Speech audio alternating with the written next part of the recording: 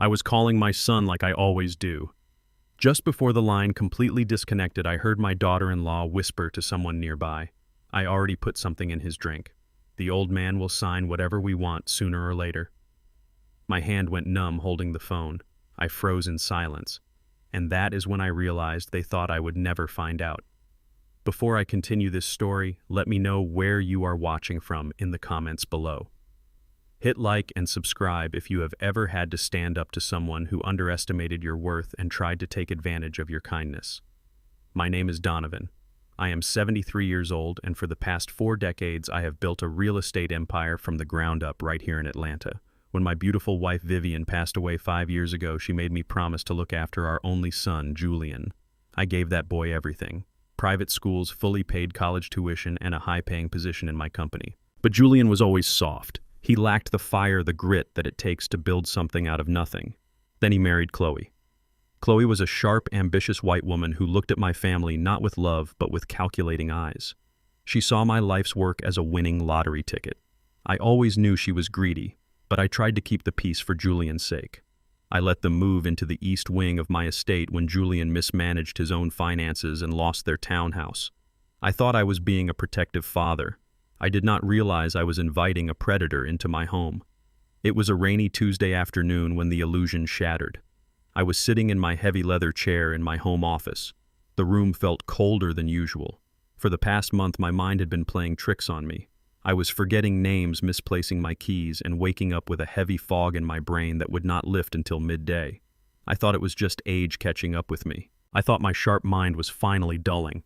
I had picked up my phone to call Julian about a minor discrepancy I noticed in one of our commercial leases. He answered quickly, sounding out of breath and distracted. He brushed off my question, telling me not to worry my tired head about the business and that he would handle it. He said he had to go and abruptly pulled the phone away from his face. But he did not press the end button. Through the faint static of the open line, I heard the rustle of fabric. Then I heard Chloe's voice. It was low, sharp, and dripping with impatience. She said, "I already put something in his drink. The old man will sign whatever we want sooner or later." Then the line went dead. I sat there in the deafening silence of my office. The phone was still pressed to my ear, feeling as heavy as a cinder block. I did not breathe. I did not blink. A cold wave of horror washed over my entire body, starting from the crown of my head and settling deep into my stomach. I looked down at my mahogany desk. Sitting right next to my legal pads was a steaming ceramic mug. It was the special herbal green tea that Chloe had been making for me every single afternoon for the past 4 weeks. She had claimed it was an expensive, organic, holistic blend imported from overseas, specifically designed to help improve cognitive function in seniors. She insisted I drink every last drop, standing over me with a sickly sweet smile until the mug was empty. My heart began to pound a violent rhythm against my ribs. The fog in my brain, the sudden clumsiness, the unexplainable exhaustion. It was not dementia. It was not old age. I was being poisoned, under my own roof, by the woman sleeping next to my only son. And Julian knew. That was the realization that tore a hole right through my chest. Julian was right there in the room when she said it. He did not yell. He did not object. He did not defend his father. He was complicit. My own flesh and blood, the boy Vivian and I had raised with so much love, was standing by while his wife slowly erased my mind to steal my legacy. A weaker man might have panicked. A weaker man might have stormed out of the office, marched down the hall, and confronted them in a screaming rage. But you do not survive the brutal world of commercial real estate in Atlanta by reacting on pure emotion. I closed my eyes and took a long, deep breath. The sorrow of a broken father vanished, replaced entirely by the cold, calculating survival instinct of a self-made titan. If they wanted to play a dirty game, I was going to rewrite the rules. I stared at the poisoned tea.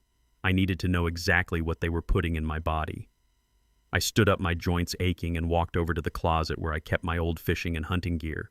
I dug past the heavy coats and found a sterile stainless steel thermos. I unscrewed the cap and carefully, without spilling a single drop, poured the laced green tea from the ceramic mug into the thermos. I sealed it tight and buried it deep inside my leather briefcase.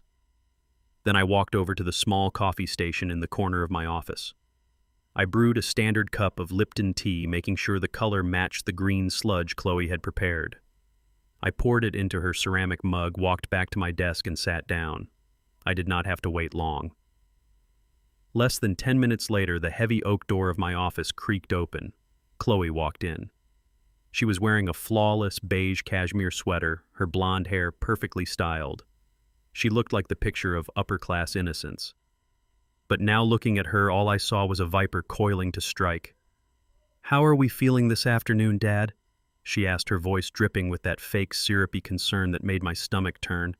I forced my hand to tremble slightly as I reached for the mug. I put it to my lips and took a slow sip of the plain tea. I looked up at her, letting my eyes go a little unfocused, playing the part of the confused, fading old man she desperately wanted me to be. "I am just a bit tired, Chloe," I muttered, rubbing my temple. The weather always makes my head feel a little heavy. She stepped closer, her eyes instantly darting to the mug. A look of profound satisfaction flashed across her face when she saw it was nearly empty. She reached out and placed her manicured hand over mine. "You just need to rest your mind, Dad," she said softly. "You have been working so hard for so many years. It is time you let Julian and me take the heavy lifting off your shoulders. You do not need to stress about the properties anymore." I nodded slowly, letting out a heavy sigh as if I was surrendering to my own frailty. "Thank you, Chloe. You are taking such good care of me." "Oh, we are happy to do it," she smiled, picking up the empty ceramic mug from the desk. "By the way, Dad, I invited a good friend of mine to come by the house tomorrow morning. His name is Trent. He is a brilliant lawyer who specializes in elder care and estate management. Julian and I were looking over some of your tax documents, and honestly, the estate taxes are becoming incredibly confusing. We thought Trent could help streamline things for you. Just a few simple signatures to make sure the government does not take half of what you built." My blood ran ice cold, but I kept my face perfectly blank. A lawyer friend, confusing estate taxes, a few simple signatures. The pieces of their trap were snapping together right in front of my eyes. They were not just trying to weaken me, they were preparing a power of attorney. They wanted complete legal control over my $12 million portfolio, and they wanted it tomorrow. "That sounds very helpful, Chloe," I mumbled, leaning my head back against the leather chair and closing my eyes. "Whatever Julian thinks is best. I think I will just take a little nap right now. You do that, Dad. Get plenty of rest," she whispered. I listened to the soft click of her heels against the hardwood floor. I listened to the door click shut. I waited exactly 30 seconds. Then I opened my eyes. The facade of the tired old man melted away instantly. I sat up straight, my mind racing faster than it had in months. The adrenaline was pushing through the lingering effects of whatever poison was already in my system. They thought they had me cornered. They thought I was just a stubborn old man whose mind was slipping into the dark. They had no idea who they were dealing with. Tomorrow, this Trent was coming to my house to steal everything I had worked for. The clock was ticking, and I had less than 24 hours to secure my assets, analyze the poison, and prepare for the greatest war of my life. I reached into my briefcase and touched the cold steel of the thermos. I needed proof, and I needed allies who were not on my payroll. It was time to go hunting. I lay perfectly still on my bed with my eyes closed. The heavy curtains of my bedroom were drawn tight to block out the bright Atlanta sun. I focused on slowing my breathing until it matched the deep, rhythmic pattern of a sleeping old man. I had to make sure Chloe and Julian believed their poison was doing its job. I listened intently to the sounds of my own house. I heard the faint clinking of silverware from the kitchen downstairs. I heard the muted sound of the television playing a daytime talk show. They were comfortable. They were relaxed. They thought I was fading away into the dark. I waited another 20 minutes just to be absolutely certain no one was coming up the stairs. Then I slowly swung my legs over the edge of the mattress. My joints ached, and a wave of dizziness washed over me. The herbal tea I had been drinking for the past month was still wreaking havoc on my nervous system. I gripped the heavy wooden nightstand to steady myself. I had to fight through the chemical fog in my brain to stay focused. I changed out of my pajamas and dressed in a simple gray tracksuit and comfortable walking shoes. I needed to look like an ordinary elderly man going for a modest stroll, not the billionaire owner of this estate. I grabbed my leather briefcase containing the steel thermos with the poison tea. I opened my bedroom door with agonizing slowness, wincing at every tiny creak of the metal hinges. I moved down the back staircase, a narrow servant corridor that Vivian and I had kept intact when we renovated the mansion decades ago. Julian and Chloe never used these stairs. They preferred the grand marble staircase in the main foyer because it made them feel important. I slipped out the heavy oak back door and stepped into the humid afternoon air. The sprawling manicured lawns of my estate offered plenty of cover from the windows above. I kept to the shadows of the ancient oak trees that lined the perimeter of the property. My heart hammered against my ribs with a mix of physical exhaustion and pure survival instinct. I walked a full mile down the wealthy suburban street until I reached a busy commercial intersection. I pulled out my phone and ordered a private car ride. I requested a pickup at a nearby coffee shop to ensure the driver remained completely off the radar of my own home address. When the black sedan finally arrived, I slid into the back seat and gave the driver an address on the opposite side of town. It was a private concierge medical clinic I had vetted years ago for high-profile business partners who required absolute discretion. I watched the familiar Atlanta skyline roll past the tinted windows of the car. My city. The city where I had built my real estate empire with sweat sacrifice and relentless hard work. Now I was sneaking around these very streets like a fugitive because my own blood had turned against me. The clinic was tucked away in an unassuming glass building in the wealthy district of Buckhead. There were no flashy signs and no crowded waiting rooms. There was just a quiet, frosted glass door and a highly paid receptionist who knew better than to ask unnecessary questions. I walked up to the sleek marble desk and asked to see Dr. Sterling immediately. The receptionist noted my arrival with a polite nod and escorted me down a quiet hallway to a private examination room in the back of the facility. Dr. Sterling walked into the room a few minutes later. He was a sharp professional man who respected the power of wealth and understood the value of complete privacy. He looked at my pale face, my unsteady hands, and asked what brought me in on such short notice. I reached into my briefcase and pulled out the stainless steel thermos. I set it down on the cold metal examination table with a heavy thud. I need a full rush order toxicology screen on the liquid inside this container, I told him. My voice was steady but completely devoid of warmth. And I need a comprehensive blood panel done on myself right now. I want to know exactly what is flowing through my veins. Dr. Sterling frowned and looked closely at the thermos. He did not ask if I wanted to involve the police. He knew who I was, and he knew I handled my own problems quietly and ruthlessly. He simply nodded his head and pressed a button on the wall intercom. A nurse came into the room, silently took the thermos from the table, and prepared my arm for the blood draw. I watched the dark red liquid flow from my veins into the small plastic vials. Every single drop felt like a piece of my dignity being drained away by the people I loved most.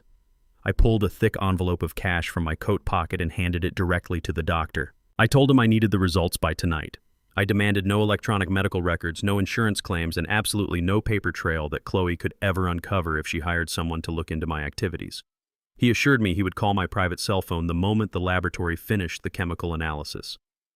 The journey back to my estate was a blur of righteous anger and deep sorrow.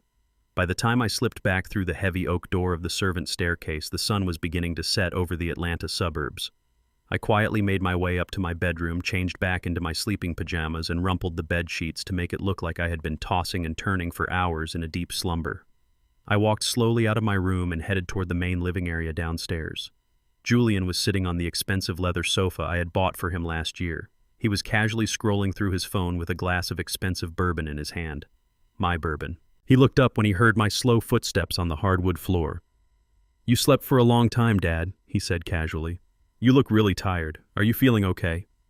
I stood there and stared at my son. I searched his face for any sign of guilt. I looked for any flicker of remorse. I desperately wanted to see any hesitation in his eyes that would tell me he was struggling with what his wife was doing to his father. But there was absolutely nothing. His face was a mask of complete indifference. He took a sip of the bourbon and went right back to scrolling on his phone. He was entirely comfortable with the fact that his father was being poisoned under the same roof. That was the exact moment my heart turned to solid stone. The boy I had raised with so much patience, the boy my beautiful Vivian had loved with all her soul, was truly gone forever. He had been replaced by a weak, greedy, spineless man who would gladly step over my dead body for a piece of my real estate portfolio. I realized then that my own flesh and blood was fully complicit in my destruction. He was not a victim of Chloe. He was her willing and silent partner. "I am just feeling my age, Julian," I said softly. "I think the tea Chloe made me is finally helping me rest and shut my brain off." Julian nodded his head without even looking up from his glowing screen. "That is good, Dad.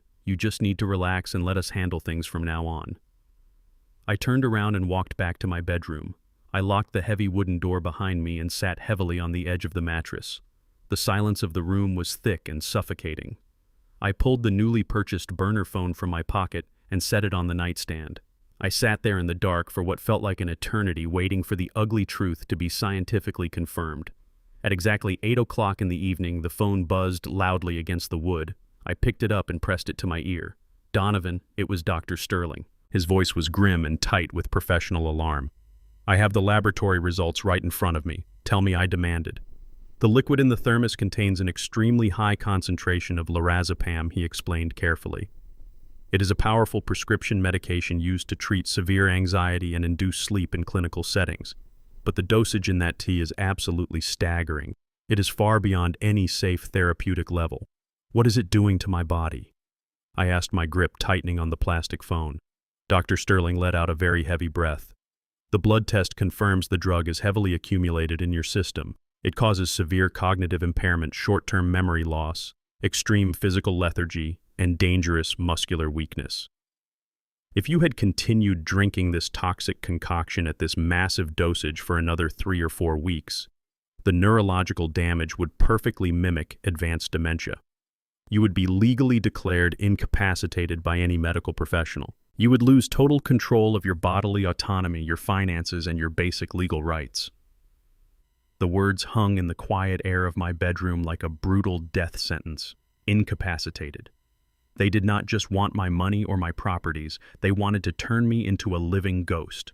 They wanted to lock me away in a miserable nursing home where I would drool on myself and forget my own name while they spent my millions and lived in my mansion.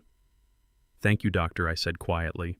"Destroy the physical samples immediately. Keep the test results completely offline and in a secure physical file. I will contact you soon when I need your official medical testimony for a legal proceeding." I ended the call and tossed the small phone onto the bed. I stood up and walked over to the large mirror hanging above my antique dresser. I looked closely at my own reflection. I looked at the gray hair, the deep wrinkles around my mouth, and the tired bags under my eyes. When Julian and Chloe looked at me, they saw an old, weak man ready for the slaughter.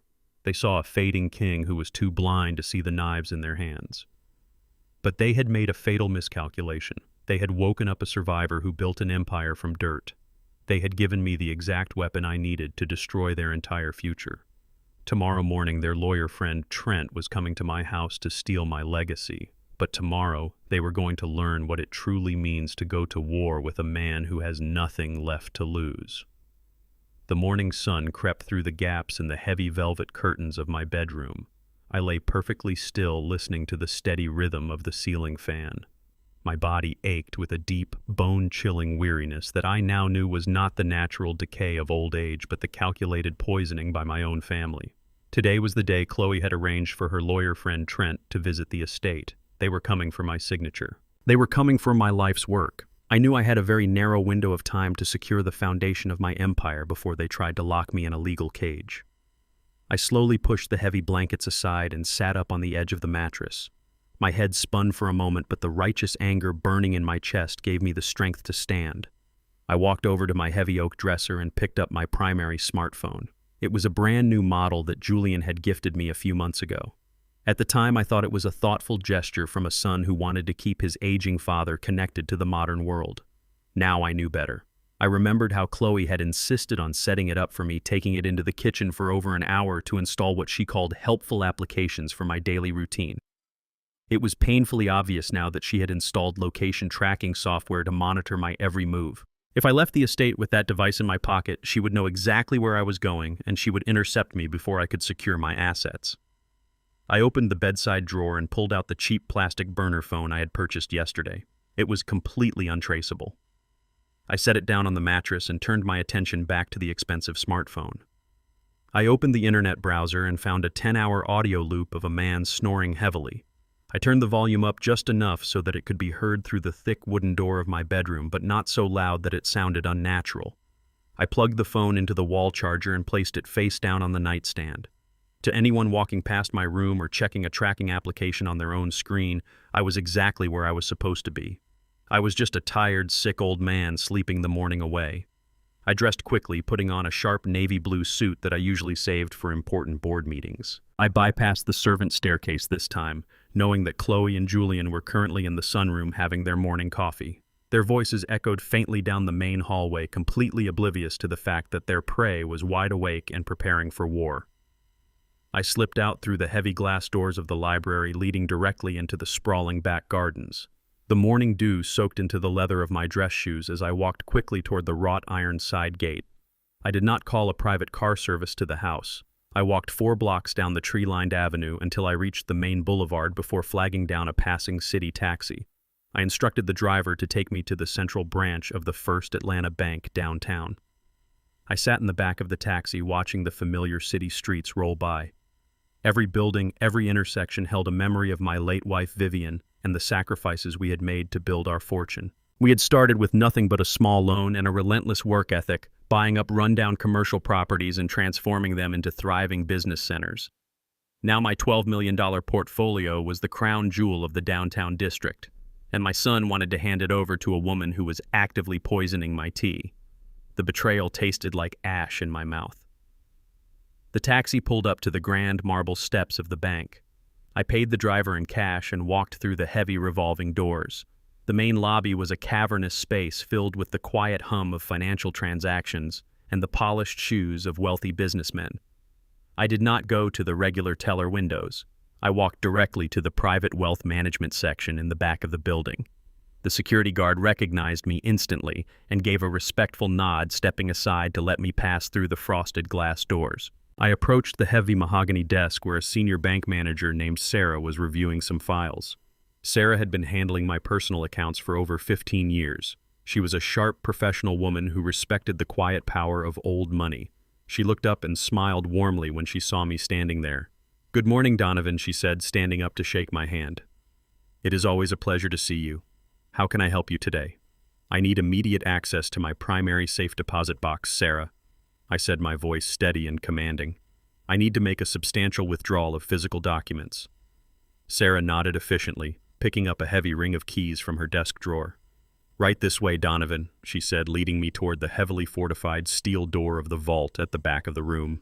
We walked past rows of polished metal boxes until we reached the largest one in the corner, box number 412. She inserted the master key into the first lock and stepped back, allowing me to insert my personal brass key into the second lock. I turned the key and pulled the heavy metal drawer out from the wall. Sarah excused herself, offering me complete privacy in the small viewing room adjacent to the vault. I carried the heavy metal box to the table and flipped open the lid. Inside lay the physical proof of my entire life. There were stacks of original paper deeds to 5 major commercial plazas in the downtown sector. There were the ownership certificates for the corporate holding company I had built from scratch. There was also a small velvet box containing the diamond necklace I had bought for Vivian on our 30th wedding anniversary.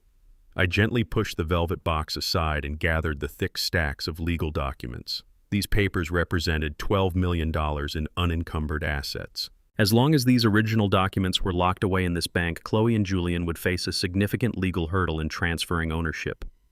But I could not leave them here. If they successfully executed the fraudulent power of attorney, they could walk right into this bank, present the legal paperwork to Sarah, and empty this box without my knowledge. I took the stacks of paper deeds and carefully placed them into the leather briefcase I had brought with me. I was removing the physical leverage from the chessboard. I closed the empty metal box, locked it, and carried it back to the wall. I walked out of the vault and found Sarah waiting near her desk. I handed her the brass key. "I am closing the box, Sarah," I told her quietly. "I will no longer be needing it." She looked slightly surprised, but quickly recovered her professional demeanor. "Of course, Donovan," she said, taking the key. "I will update the account records immediately. Is there anything else you need assistance with while you are here?" I adjusted my grip on the heavy leather briefcase. "No, Sarah, that will be all for today." I turned to walk toward the exit, my mind already calculating the next phase of my strategy.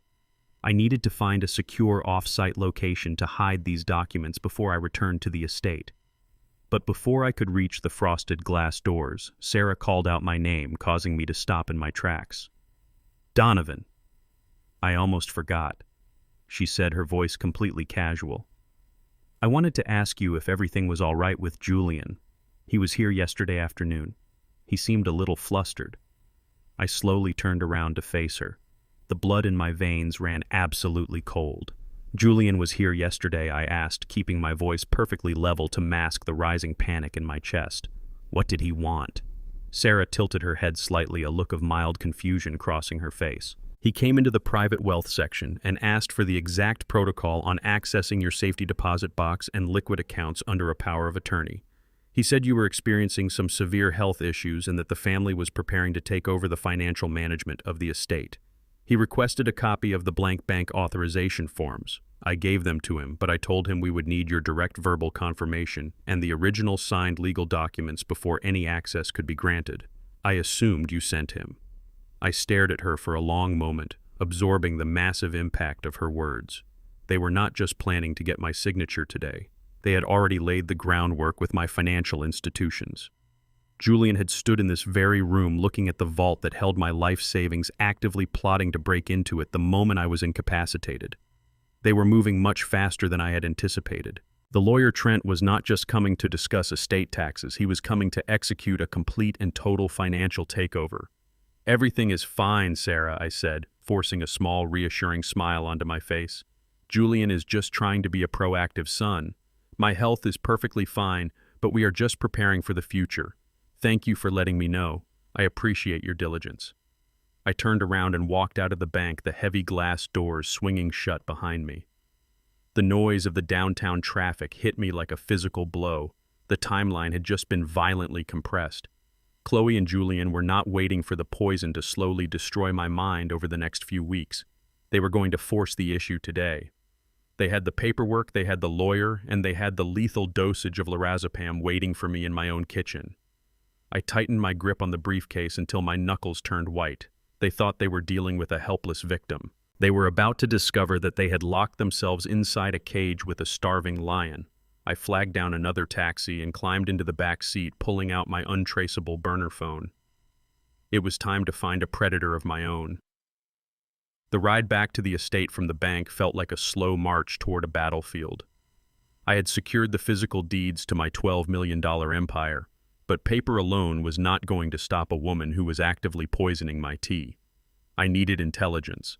I needed to know the exact timeline of their attack. Before my taxi reached the gated entrance of my neighborhood, I had the driver stop at a large electronics retailer. I walked through the sliding glass doors and purchased a high-grade digital voice recorder. It was small and no larger than a pack of gum, but it had a battery life of 48 hours and a microphone sensitive enough to pick up a whisper from across a room.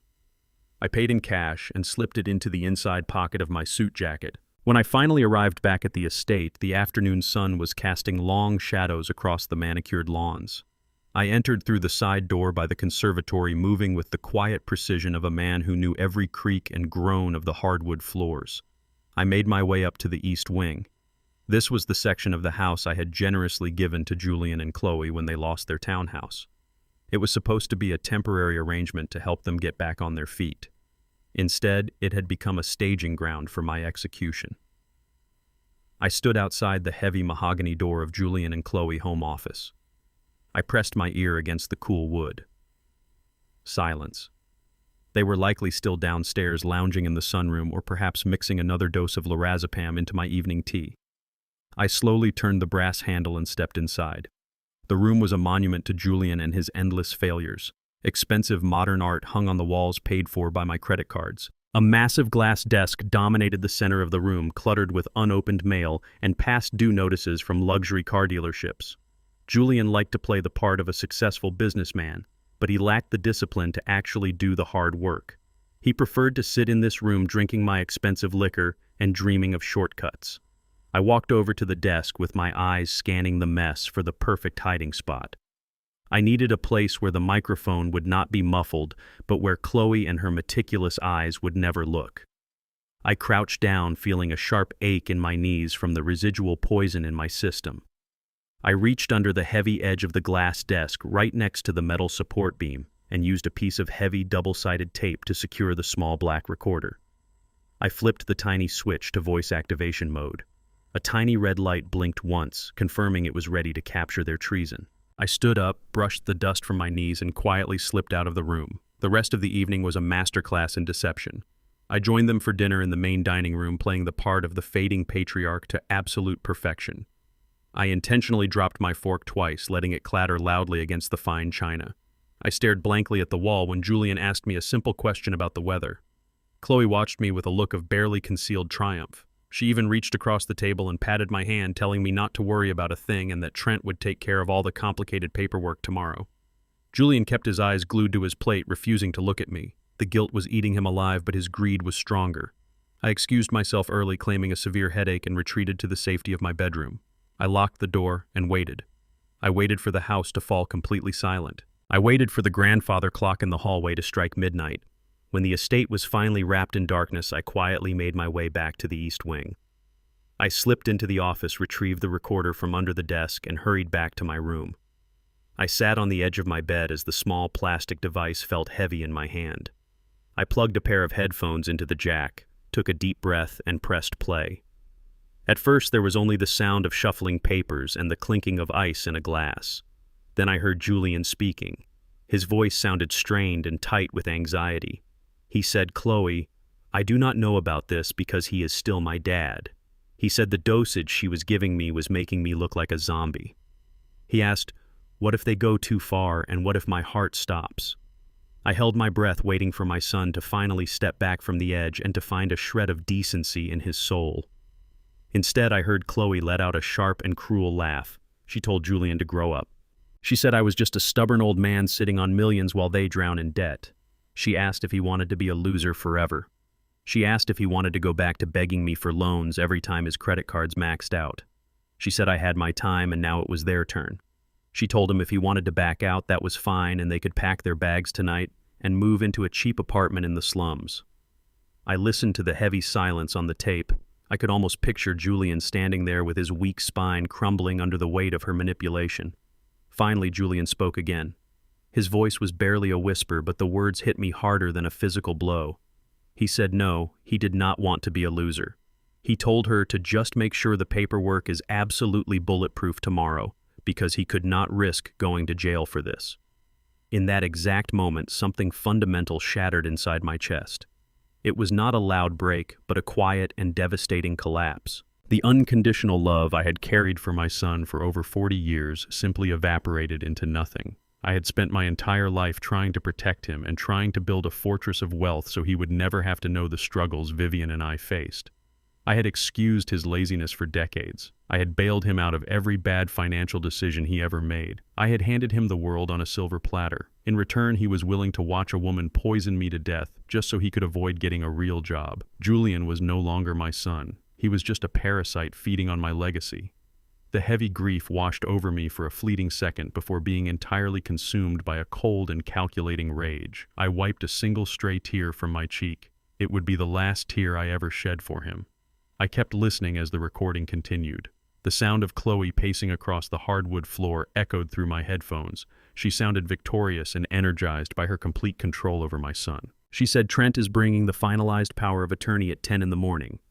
She said once the old man signs it, they move immediately. She said there is no waiting period because Trent is not just an estate lawyer. She revealed that Trent is a private commercial broker. She said she had already authorized Trent to fast-track the sale of the downtown plaza. She explained that Trent has a private equity buyer lined up who is willing to pay $8 million in cash to bypass the standard market listings. She said the minute the ink is dry on that paper, Trent will execute the transfer. She promised that by tomorrow night that plaza will be gone and the cash will be wired directly into their offshore holding account. Julian asked if that was moving too fast. Chloe snapped back, saying speed is their only protection. She said once the property is sold and the money is moved, I could wake up from my little tea-induced nap and complain all I want, but the assets will be gone and I will be legally powerless to stop them. I stopped the recording and pulled the headphones from my ears. The sheer audacity of their plan left me completely breathless. They were not just planning to take control of my estate over time. They were planning a lightning strike on my life. They were going to liquidate my crown jewel, the downtown plaza, in a matter of mere hours. Trent was not merely an accomplice, but he was the architect of the financial execution. And Chloe was the mastermind holding all the strings to make my son dance. They thought they had backed me into an inescapable corner. They thought tomorrow morning would be a simple transaction and a quiet passing of the torch from a dying man to his greedy heirs. but they had no idea that the old man was fully awake. They had no idea I had already emptied the safety deposit box. And they certainly had no idea that by trying to steal my empire, they had just started a war that was going to end with both of them in handcuffs. I looked at the clock on my nightstand. It was 1 a.m. I had exactly 9 hours to find a legal shark of my own to tear their entire scheme to pieces. I sat in the dark of my bedroom listening to the silence of my massive house. The digital clock on the nightstand glowing a faint red read 2 a.m. I had exactly 8 hours before Trent, the slick commercial broker masquerading as an estate lawyer, arrived to execute the final steps of their financial coup. My first instinct, the instinct of a man who had built a corporate empire, was to call my longtime family attorney, Richard. Richard had handled my contracts for over 2 decades. He knew every square inch of my real estate portfolio. But as I reached for my burner phone, a cold realization stopped me. Richard was already compromised. I cast my mind back over the past few months, recalling the subtle ways Chloe had been manipulating my environment. I remembered a dinner party we hosted back in October. Richard was there. I remembered Chloe pulling Richard aside, pouring him a glass of expensive wine, and whispering with a look of deep, tragic concern on her face. I had not heard the words at the time, but now I knew exactly what she was doing. She was laying the groundwork. She was telling Richard that my memory was failing, that I was getting confused about the business, and that Julian was having to step in to keep the company afloat. If I called Richard now and told him my son and daughter-in-law were actively poisoning my tea, he would not believe me. He would think it was the paranoia of a dying mind. He would call Julian out of concern, and my element of surprise would be completely destroyed. I could not use the family lawyer. I needed a shark. I needed a legal predator who had absolutely no ties to Julian and no sentimental attachment to the family name. I needed someone ruthless. I closed my eyes and searched my memory for the right weapon. 20 years ago, I had established a private scholarship fund for underprivileged minority students in the Atlanta public school system. I wanted to give brilliant young minds the same fighting chance I had to fight for myself. Out of the hundreds of students I had sponsored over the years, one name stood out with absolute clarity: Maya. She was a teenager from a notoriously rough neighborhood who had a mind like a steel trap and a burning hunger to conquer the world. I had paid her entire tuition through undergraduate studies and then quietly funded her law school degree. I had kept track of her career from a distance, watching her rise through the ranks of the most cutthroat corporate litigation firm in the city. Maya was now 35 years old. She was known in the legal community as an absolute terror in the courtroom. She did not negotiate and she did not compromise. She annihilated her opponents. She was exactly what I needed. I picked up the plastic burner phone and dialed the personal cell phone number I had kept securely stored in my private address book.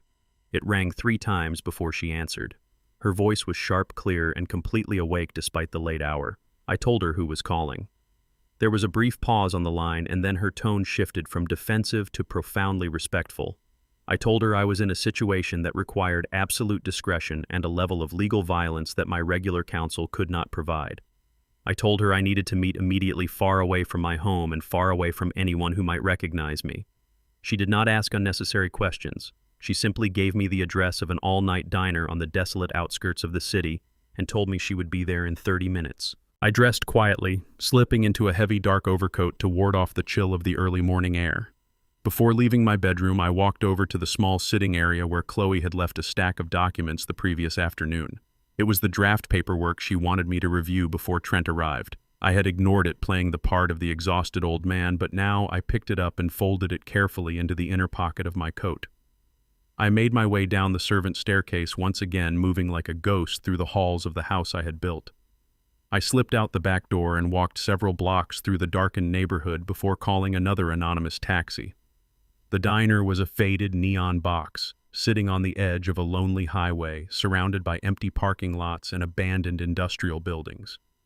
It was the kind of place where truck drivers stopped for cheap coffee and no one looked too closely at the other patrons. I pushed open the glass door, listening to the dull chime of the entrance bell.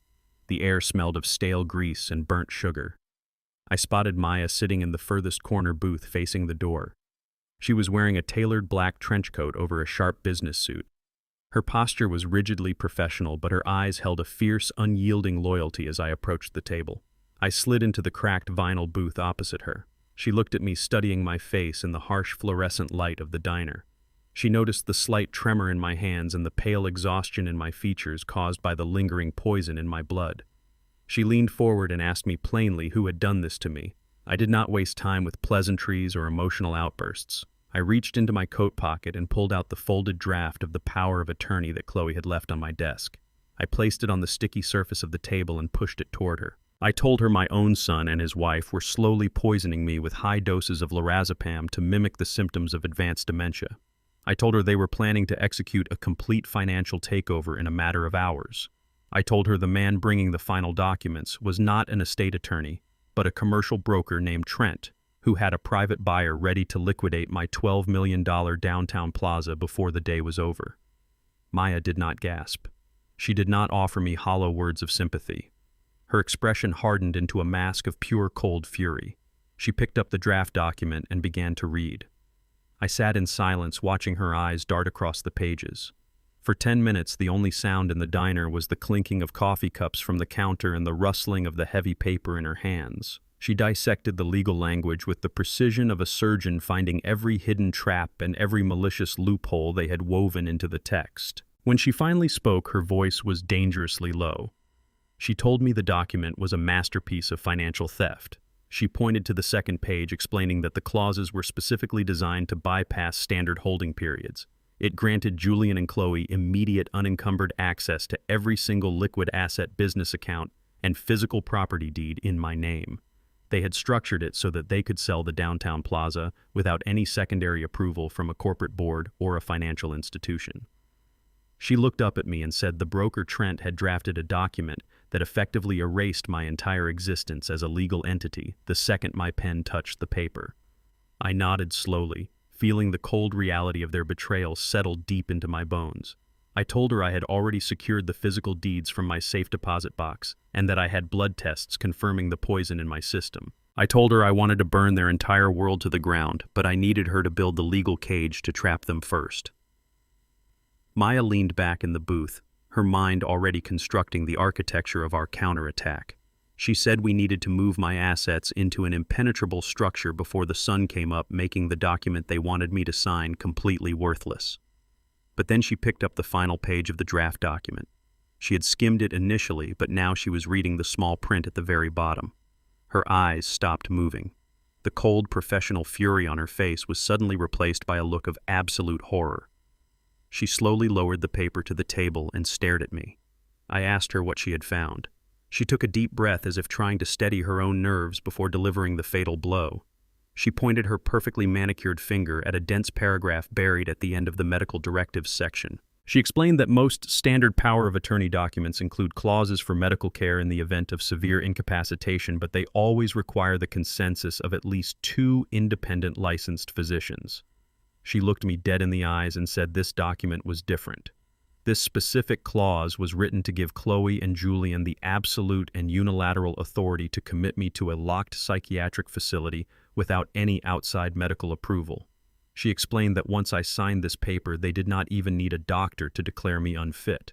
They could simply state that my mental condition had become a danger to myself, and they could legally have me removed from my own home and locked away in a private institution. The sheer terrifying evil of their plan finally fully revealed itself. They were not just going to take my money and leave me in the east wing of the estate. They were going to throw me into a nightmare. They were going to lock me in a padded room, drugged out of my mind on lorazepam while they lived in my mansion and spent my fortune. If I had simply signed that paper to keep the peace, to be a good father to my struggling son, I would have condemned myself to a living death. I looked at the legal document sitting on the diner table, and then I looked at the fierce young lawyer sitting across from me. I told her I was going to sign their document tomorrow morning. Maya looked at me like I had lost my mind, but then I smiled a cold, dead smile. I told her I was going to sign it, but I needed her to make sure that when the ink dried, the only people going to a cage were my son and his greedy wife. Maya smiled back a predatory grin that promised absolute destruction. The shark had smelled blood in the water and the hunt was officially on. I returned to my estate just as the first pale light of dawn began to bleed across the Atlanta sky. The journey back from the diner had been a quiet one, but my mind was racing with 1,000 different calculations. I was completely exhausted. My bones ached from the lingering effects of the poison and the sleepless night, but my focus was sharper than it had been in months. Maya was already at work. I knew that by the time the sun fully rose over the city, she would be filing the necessary injunctions and establishing the blind trust that would completely strip my name from my own wealth. She was building a massive financial fortress in the shadows. My only job right now was to buy her the precious time she needed to lock the gates securely. I had to convince my son and his ruthless wife that their chemical warfare had finally broken my brain. I had to give the absolute performance of my life. I walked into my dark bedroom and carefully took off my expensive suit. I folded it away and changed back into my wrinkled sleeping pajamas. I deliberately messed up my hair and practiced a blank, vacant expression in the bathroom mirror. I looked at the digital clock on the wall. It was nearly 7 in the morning. Chloe and Julian would be waking up soon, preparing for the arrival of their fake lawyer, Trent. I needed to set the stage before they even had their morning coffee. I walked over to my closet and picked up a pair of heavy leather dress shoes. I carried them down the grand marble staircase, dragging my feet slightly against the stone to mimic the heavy shuffle of a frail and confused old man. The entire house was still perfectly quiet. I walked into the massive chef kitchen. The cold marble floors chilled my bare feet, but I ignored the discomfort. I opened the large stainless steel refrigerator. The bright light spilled out into the dark kitchen. I pushed aside a carton of organic milk and a large glass bowl of fresh fruit. I placed my left leather dress shoe right next to the butter dish. I placed my right leather dress shoe directly next to a plastic container of leftover salad. I closed the heavy refrigerator door and walked over to the kitchen island. I climbed up and sat down on one of the tall wooden stools, resting my hands flat on the cool granite counter. I stared blankly straight ahead at the stainless steel oven, and then I simply waited in the silence. 20 minutes later, I heard the sharp clicking of high heels on the hardwood floor of the main hallway. Chloe walked into the kitchen wearing a luxurious silk robe and holding her expensive smartphone. Julian trailed right behind her, looking miserable and rubbing the sleep from his tired eyes. They stopped dead in their tracks when they saw me sitting there alone in the semi-darkness. Chloe recovered her composure almost instantly. She put on her sickly sweet smile and walked slowly toward me. "Good morning, Dad," she said, her voice dripping with fake concern and exaggerated warmth. "You are up very early today. Did you not sleep well last night?" I did not look at her. I kept my eyes fixed blankly on the digital clock of the oven. I just wanted some breakfast. I mumbled, my voice intentionally weak and raspy. I was looking for the morning newspaper, but I cannot seem to find it anywhere. I think the delivery boy forgot our house again today. Chloe sighed a very heavy and dramatic sigh. "Dad, we canceled the physical newspaper delivery over 3 years ago," she said, speaking to me as if I was a very slow and confused toddler. "You read all the news on your digital tablet now, do you remember?" I slowly turned my heavy head to look at her. I let my jaw go completely slack and allowed my eyes to wander aimlessly across her face as if I could not quite recognize her features. "I am so sorry, Vivian," I whispered. The entire kitchen went completely silent. Julian froze by the doorway, his face turning as pale as a ghost. He knew I had just called his wife by his dead mother name. I watched Chloe's face very closely. For a split second, her carefully constructed mask slipped completely. The sweet, concerned daughter-in-law vanished into thin air, and a look of absolute victorious glee flashed across her sharp features. Her smirk was genuinely sickening. It was the smile of a hungry predator watching its prey finally stumble blindly into a deep trap. She actually believed the poison had finally reached my memory center. She thought my brilliant mind was rotting away right in front of her eyes. "Oh, Dad," Chloe said, stepping closer and placing a cold, manicured hand on my shoulder. "Vivian is not here anymore. Vivian passed away a long time ago. I am Chloe. I am Julian's wife." I blinked several times, acting as if I was struggling violently to process her simple words. "Chloe," I repeated slowly. "Right. Of course you are. I am so sorry, Chloe. My head is just so incredibly foggy today. I feel like I am swimming in thick mud and I cannot find the surface." Julian walked over to the refrigerator to get the milk for his morning coffee. He opened the heavy silver door and suddenly stopped moving. He stared inside his shoulders, dropping in defeat. He reached in and slowly pulled out my heavy leather dress shoes. He stood there holding them in his hands, looking absolutely devastated. "Dad," he asked, his voice trembling slightly, "Why are your leather dress shoes in the refrigerator?" I looked at the shoes in his hands and then looked back at Julian with wide, confused eyes. "I do not know," I stammered, acting slightly panicked and overwhelmed. I was just trying to put them away where they belong. The hallway closet was just too warm. I thought the shoes needed to cool down before I wore them outside. Chloe let out a soft, extremely condescending laugh. "It is entirely okay, Dad," she said, exchanging a very meaningful and triumphant look with Julian. "You are just a little confused this morning. This is exactly why Trent is coming to the house today. We need to get all your legal affairs in perfect order so you do not have to stress your poor, tired brain anymore." I watched Julian face very closely. I waited for him to speak up. I waited for him to look at the cold shoes, look at my confused face, and realize that his father was losing his absolute dignity. I waited for the crushing guilt to finally override his pathetic greed. But he did absolutely nothing. He just slowly placed the shoes on the floor and quietly closed the refrigerator door. He looked away from me in deep shame, unable to meet my eyes, but he did not say a single word to stop his wife. His silence was the final heavy nail in the coffin of our relationship. Just then, the back door of the kitchen opened. Beatrice, my incredibly loyal housekeeper of 15 years, walked in carrying a large brown bag of fresh groceries. Beatrice was a kind and hard-working older woman who had been with me since my dear Vivian was still alive. She knew exactly how I liked my morning coffee, she knew all my favorite meals, and she always treated me with genuine respect and dignity.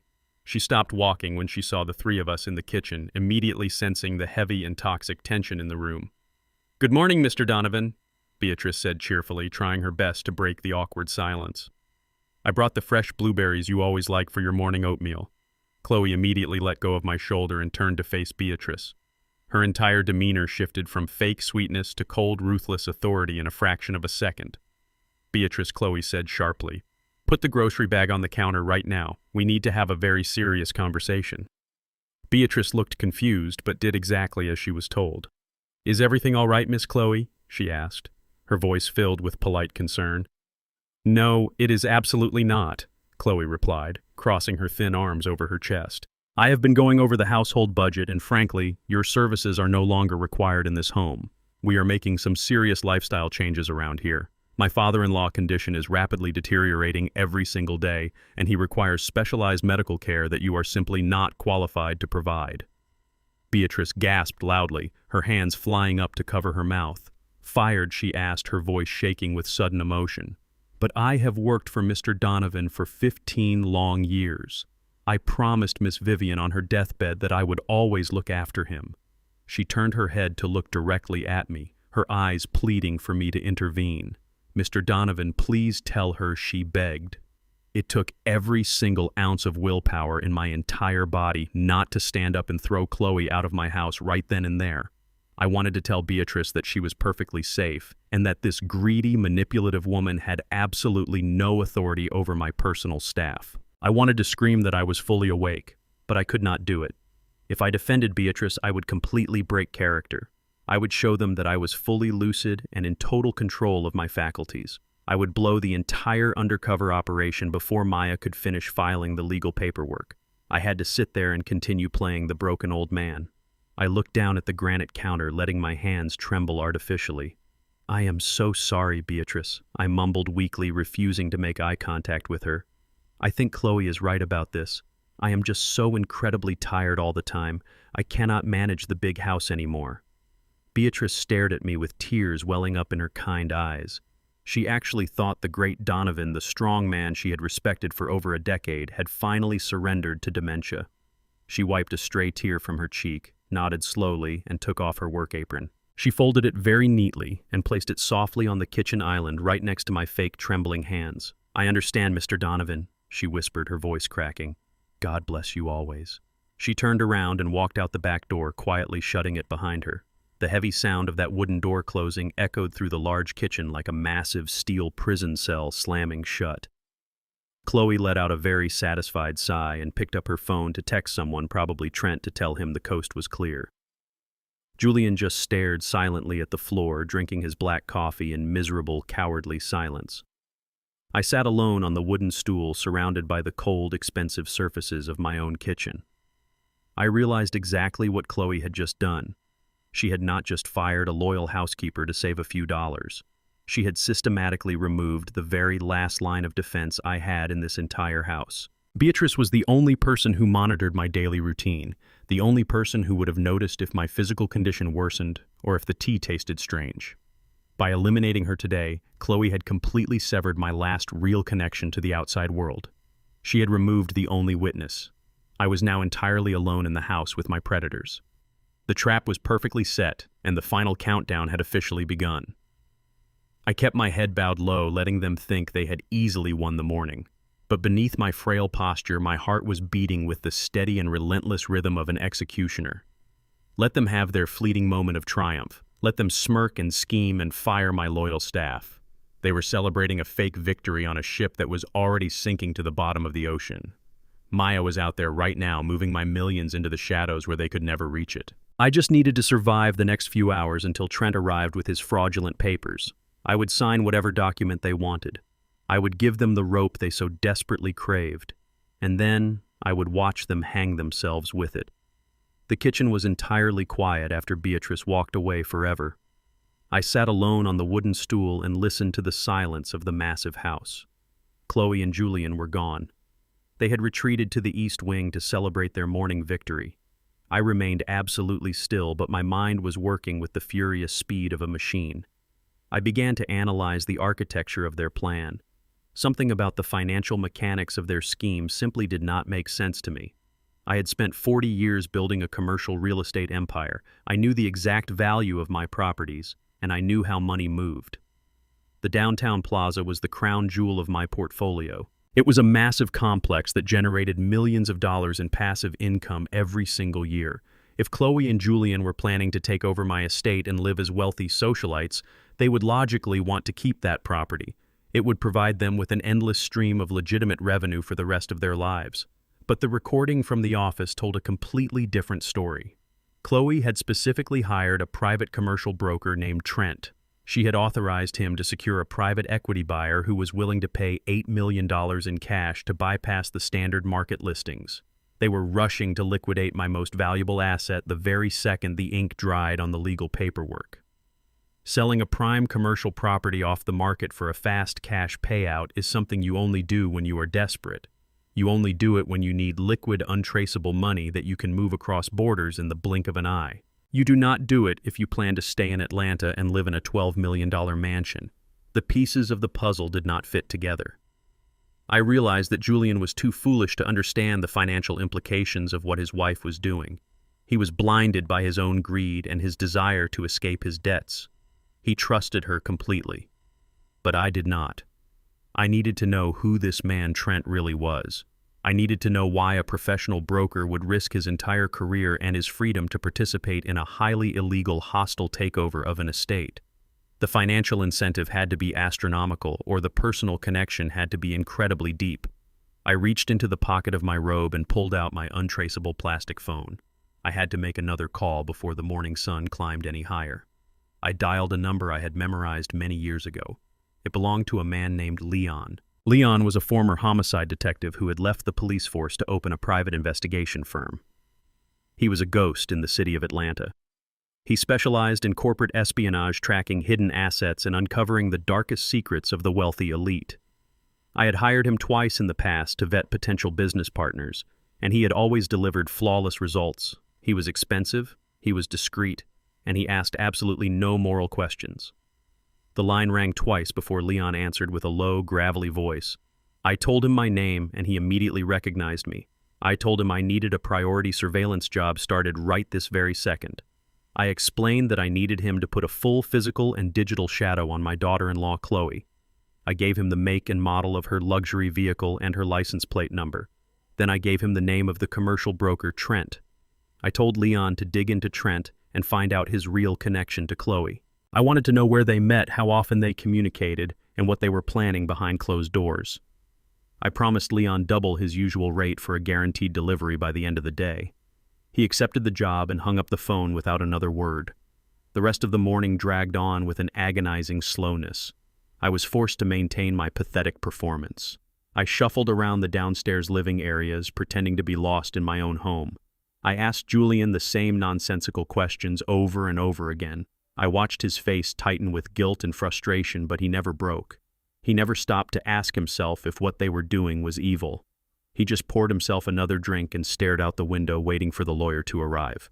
Chloe was in a state of absolute euphoria. She practically danced around the kitchen, making herself an expensive lunch and humming a cheerful tune. She treated me like a beloved pet that was about to be put down. She patted my shoulder and told me to rest my tired brain. She told Julian that everything was going to be perfect and that their new life was about to begin. I watched the way she looked at my son. There was no love in her eyes. There was no respect. There was only the cold, calculating satisfaction of a predator looking at a very useful tool. She was playing him just as expertly as she was trying to play me. As the afternoon approached, the tension in the house grew thick enough to cut with a knife. Trent was scheduled to arrive at any moment with the fraudulent documents. I sat in my heavy leather armchair in the library, staring blankly at the unlit fireplace. I was waiting for the trap to spring, but I was also waiting for Leon. I needed that intelligence report before I signed my name to their poisonous paper. I needed to know the full shape of my enemy before I walked into the dark. At exactly 3 o'clock in the afternoon, my burner phone vibrated silently in my pocket. It was a text message from Leon. The message contained a single address for a desolate parking garage on the north side of the city and a time for exactly 1 hour from now. I knew what I had to do. I stood up from my chair and walked slowly toward the kitchen where Chloe and Julian were standing. I told them I was feeling incredibly exhausted and that I needed to take a long afternoon nap in my bedroom. Chloe smiled her sickening smile and told me to rest well because we had important business to discuss when I woke up. I climbed the grand staircase, making sure my steps sounded heavy and uncertain. I went into my bedroom, locked the door, and immediately sprang into action. I changed back into my dark suit and slipped out the hidden servant staircase. I walked quickly through the estate gardens and ordered another anonymous taxi from the main boulevard.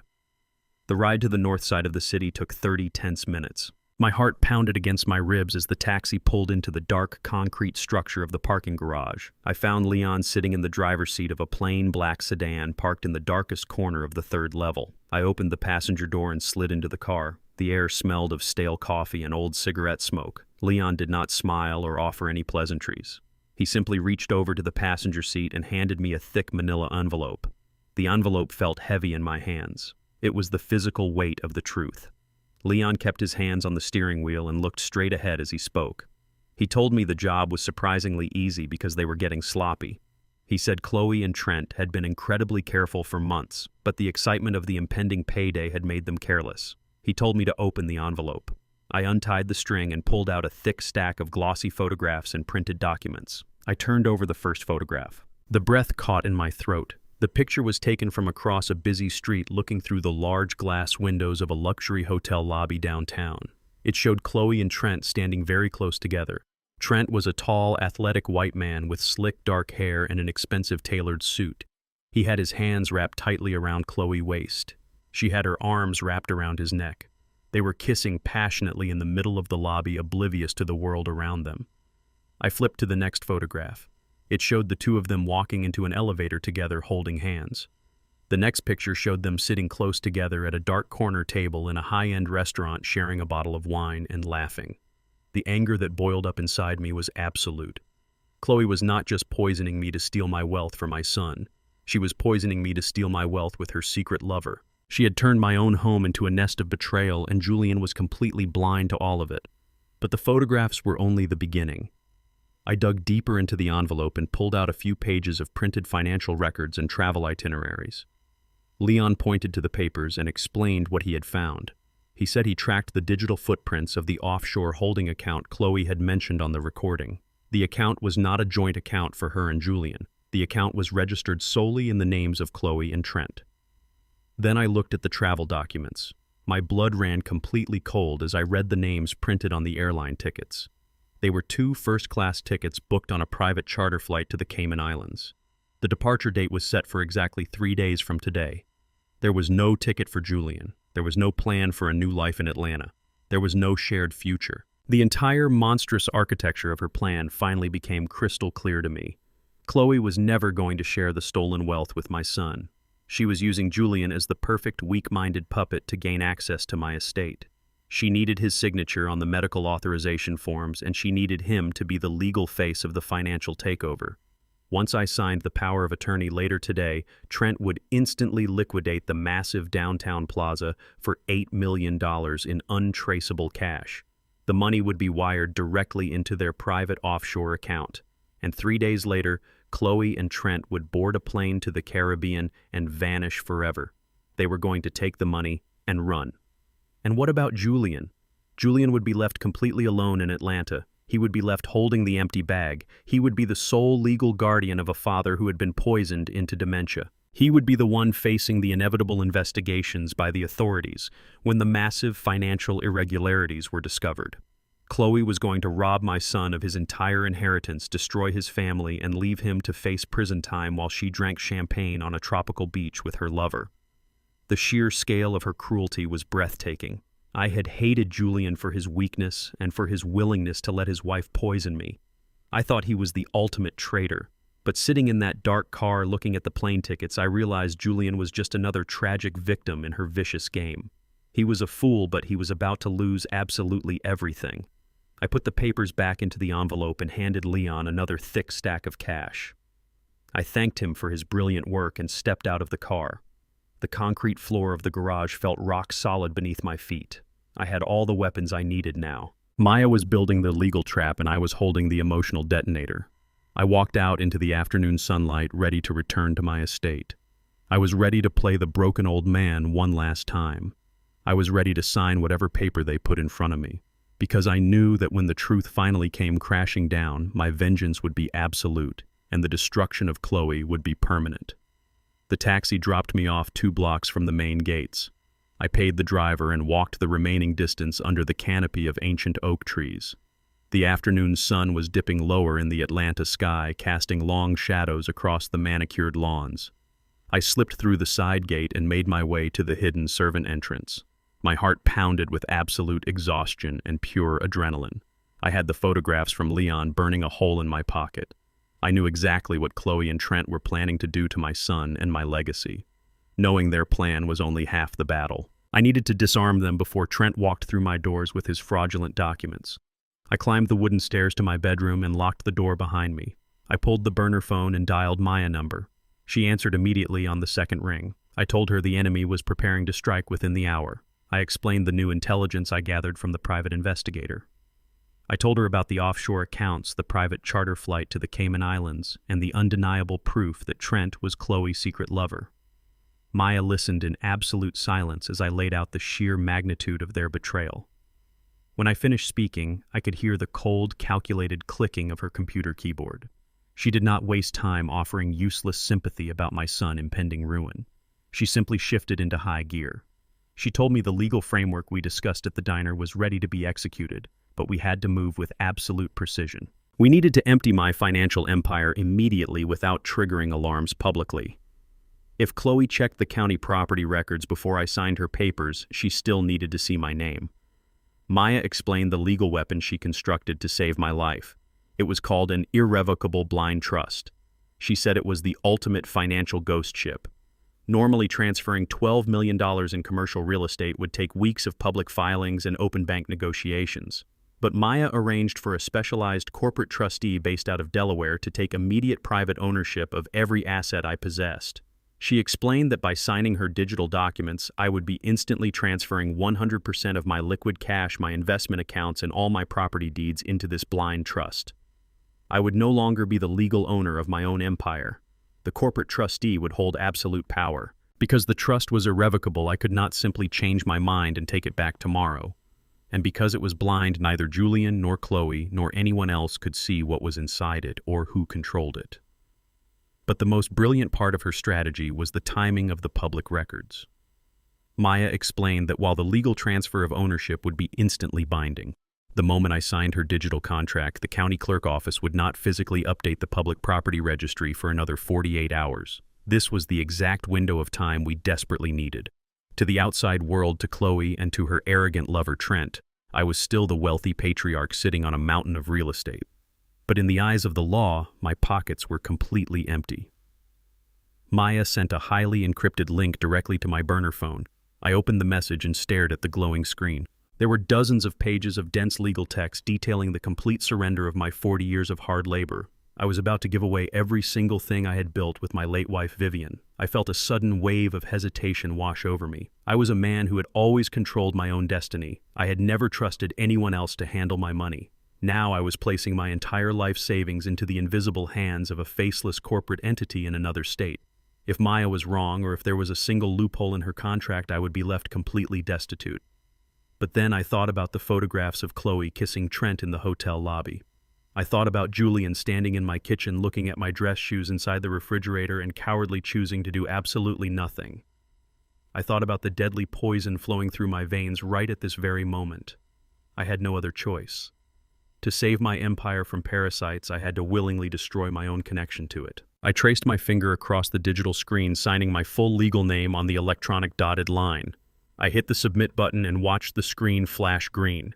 It was done. In the span of a single heartbeat, my net worth dropped from $12 million to absolutely zero. I did not own the massive downtown commercial plaza anymore. I did not own the sprawling corporate holding company.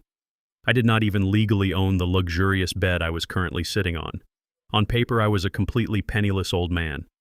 I took a deep breath, expecting to feel a profound sense of loss, but instead I felt an overwhelming wave of relief. The heavy burden of protecting my wealth was suddenly gone. The target on my back had been completely erased. I held the phone back up to my ear and told Maya that the documents were signed and submitted. She confirmed receipt on her end. Her voice was sharp and filled with a terrifying legal authority. She told me the Ghost Trust was now fully active and my assets were permanently locked behind a wall of steel. Maya walked me through the beautiful trap we had just set. She explained that when Trent arrived later this afternoon, he would present his fraudulent power of attorney for me to sign. That document was specifically designed to grant Julian and Chloe immediate control over my financial accounts and property deeds. But because I no longer owned any of those things, the power of attorney would be completely worthless. They would be trying to steal the keys to a house that had already been demolished. The legal papers Chloe was holding like a winning lottery ticket were now just expensive pieces of trash. When Trent tried to execute the fast-track sale of the downtown plaza tomorrow morning, the transaction would instantly bounce. The private equity buyer would run away, and the entire offshore escape plan would completely collapse. They were going to hit a massive invisible brick wall at 100 miles an hour. But Maya warned me that simply blocking their theft was not enough. If we just stopped the transaction, Chloe and Trent would realize they had been outsmarted, and they would immediately flee the country using whatever funds they had already drained from Julian. Julian would be left holding the pieces, and the police would have a very difficult time proving the attempted fraud without a completed transaction. Furthermore, we still had the much darker issue of the lorazepam poison. Attempted murder and elder abuse are incredibly serious crimes, but right now my only proof was a private blood test and a secretly recorded audio tape from under a desk. In a court of law, a smart defense attorney could argue that my blood was contaminated or that the audio recording was illegally obtained and inadmissible. Maya told me that to put them in a concrete prison cell for the rest of their natural lives, we needed them to commit the ultimate crime right out in the open. I needed undeniable visual evidence. I needed to capture them executing their malicious plan in a way that no high-priced defense lawyer could ever dispute. The Ghost Trust protected my money, but it did not deliver the brutal justice I required. Maya told me I had to let them think they were winning. I had to let them take the final steps of their conspiracy. I needed them to openly administer the poison, and I needed them to force my signature on their fraudulent documents while the whole world watched. I agreed completely. I hung up the phone and walked over to my bedroom window looking out over the front driveway. I was a penniless man standing in a mansion I no longer owned, waiting for a fake lawyer to arrive. But I had never felt more powerful in my entire life. To send these monsters to prison, I needed them to commit the fraud on camera, and I knew exactly how to set that perfect stage. The afternoon sun continued to fall, casting long, dark shadows across the driveway. I stood there watching and waiting. My trap was perfectly primed, and the bait was set. They thought they were the hunters, but they were just walking blindly into a steel cage. It was time for war. At exactly 4 o'clock in the afternoon, the heavy brass knocker on my front door echoed through the grand foyer. I was sitting in the library staring blankly at the wall when I heard Julian rush to answer it. A moment later, Julian and Chloe escorted Trent into the room. He wore a tailored suit and a confident, predatory smile. She spoke to me with that same sickeningly sweet voice, treating me like a fragile child. Trent opened his briefcase and pulled out the thick stack of legal documents, placing them on the mahogany coffee table in front of me. He handed me a heavy gold pen and pointed to the bottom of the last page. He said this was just standard paperwork to help my son manage the estate taxes and protect my legacy. He said all I needed to do was sign my name on the dotted line. I looked at the pen, and then I looked at the papers. I reached out, but stopped halfway, patting my empty pockets. I looked up at them with wide, confused eyes. I told them I could not read the small print because I had forgotten where I put my reading glasses. Chloe forced a tight smile, but her eyes were burning with impatience. She told me not to worry about the small print and that Trent had already explained everything. She gently pushed the gold pen closer to my hand, telling me it was completely safe to sign. I stood up slowly, letting my knees pop and buckle slightly. I told them I must have left my glasses in my private office upstairs. Trent glanced at his silver watch, looking annoyed. He had a private equity buyer waiting to transfer $8 million, and my missing glasses were ruining his perfect timeline. Julian stepped forward and offered to go look for them, but I quickly waved him off. I told Julian my office was a mess and only I knew where to look. I asked Trent if he would be kind enough to wait for a few minutes while I went upstairs to retrieve them. Trent nodded politely, but I saw the frantic look he exchanged with Chloe. Their perfect lightning strike was suddenly being delayed by the bumbling incompetence of a poisoned old man. I walked slowly up the grand marble staircase. As soon as I reached the second-floor landing and was completely out of their sight, my posture straightened entirely. I moved swiftly and silently down the carpeted hallway and stepped into my private office. I locked the heavy oak door behind me. The problem was that my stalling tactic could only last for so long. If I dragged this out too much, Trent might leave and regroup, or Chloe might decide to increase the poison dosage in my evening tea to force my compliance. I needed to light a fire under them. I needed to push Chloe into a state of absolute blind panic so she would make a massive, desperate mistake tonight. I walked over to my large wooden desk and opened the bottom drawer. I pulled out a fresh pad of thick yellow legal paper and a dark blue ink pen. I sat down in my heavy leather chair and began to write. I wrote in my own natural handwriting, making sure my letters were sharp and completely lucid. I dated it for today. I wrote that Donovan was officially revoking all previous estate plans. I wrote that upon my death, my entire $12 million estate, including all liquid cash commercial properties, and the very mansion we were standing in, was to be donated entirely to the Atlanta Youth Foundation. I made sure to dedicate a specific paragraph to my son. I wrote that I loved Julian, but his recent financial irresponsibility and his profound lack of respect for the business had convinced me that wealth would only destroy him. Therefore, I was explicitly leaving Julian absolutely nothing. I wrote that he and his wife Chloe would have exactly 30 days to vacate the estate upon my passing. I read over the handwritten document. In Georgia, a handwritten will is legally binding. To someone like Chloe, who was desperate to steal my fortune, this single piece of yellow paper represented the complete and total destruction of her entire future. I signed my name at the bottom of the page in bold, sweeping strokes. I took my silver reading glasses out of my breast pocket and placed them directly on top of the yellow legal pad. I positioned the pad right in the center of my desk where anyone walking into the room could not possibly miss it. I walked quietly to the door, unlocked it, and slipped out into the hallway. I left the office door slightly ajar, just enough to invite a curious and impatient predator inside. I walked down the hall to my bedroom and quietly closed the door. I grabbed my voice recorder and put the headphones into my ears. I listened to the faint ambient sounds of the house. 10 minutes passed in agonizing silence. Then I heard the soft creaking of the wooden floorboards out in the hallway. I heard the distinct clicking of Chloe high heels moving quickly and stealthily toward my private office. She had lost her patience. She had come upstairs to find the glasses herself and force me back down to the library. I heard the hinges of my office door squeak open. I closed my eyes and visualized her walking into the room. I heard the faint rustle of paper as she picked up the decoy will. For a long moment there was absolutely no sound on the audio feed. She was reading the handwritten words. She was reading about the Atlanta Youth Foundation. She was reading about Julian getting nothing and being evicted within 30 days. Suddenly the silence on the recording was shattered by a sharp, frantic gasp. I heard the sound of the yellow paper being slammed violently back down onto the desk. Then the heavy clicking of her heels began again, moving at a furious, sprinting pace. She did not go back downstairs to the library where Trent was waiting. She ran straight down the hallway toward the east wing. I switched the audio to their private office. A few seconds later, I heard their heavy door swing open and slam shut with a violent crash. Julian was in there. I could hear him jump up from his chair asking her what was wrong and where I was. Chloe was hyperventilating. Her voice was a shrill, panicked whisper. She told Julian he was a massive idiot. She said, "We are losing everything, Julian. We are losing it all." Julian sounded terrified. He asked her to calm down and explain what happened. Chloe screamed and there was no time to calm down. She said she just went into my office to find my glasses and found a brand new handwritten will sitting right on my desk. She told Julian that I was leaving the entire $12 million estate to a charity foundation. She said I specifically wrote him out of the will completely and that we would both be thrown out on the street the moment I died. I listened as Julian began to panic. He stammered, saying I could not do that and that he was my only son. Chloe cut him off with a vicious verbal strike. She said the lorazepam poison was making me paranoid and causing me to turn against my own family. She told Julian that if Trent leaves this house today without my signature on that power of attorney, we are completely financially ruined.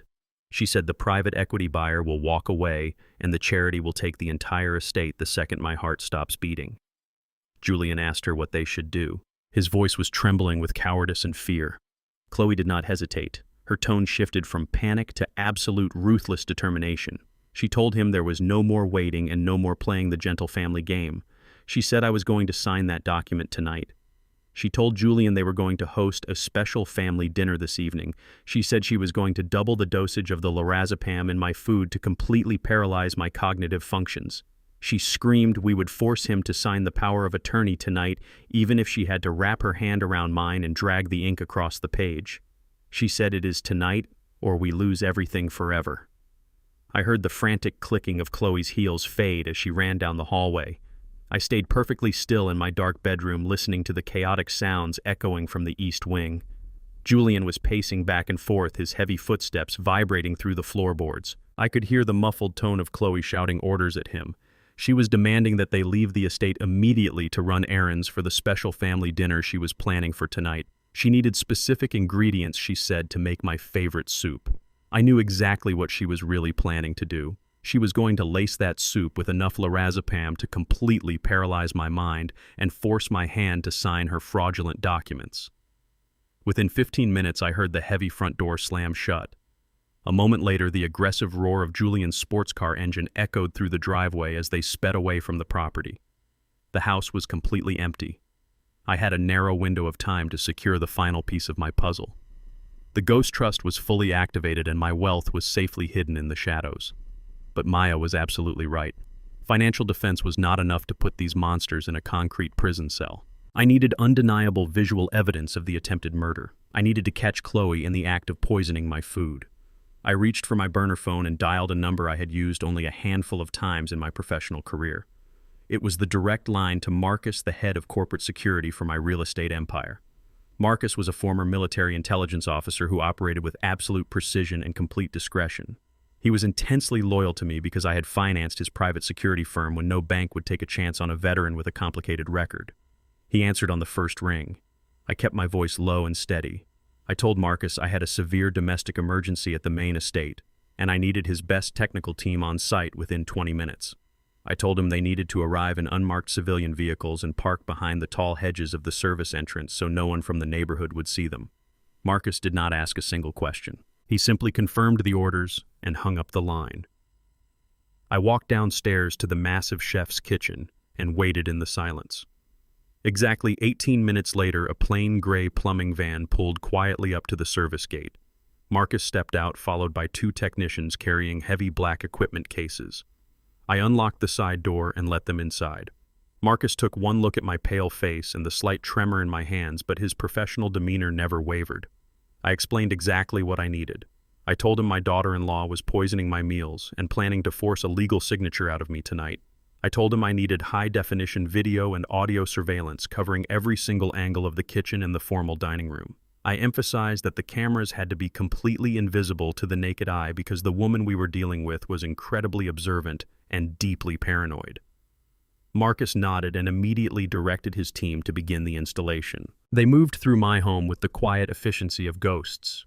One technician focused entirely on the kitchen island and the stove area where Chloe always prepared my meals. He carefully removed the faceplate of the electrical outlet above the marble counter and installed a microscopic camera lens right inside the grounding hole.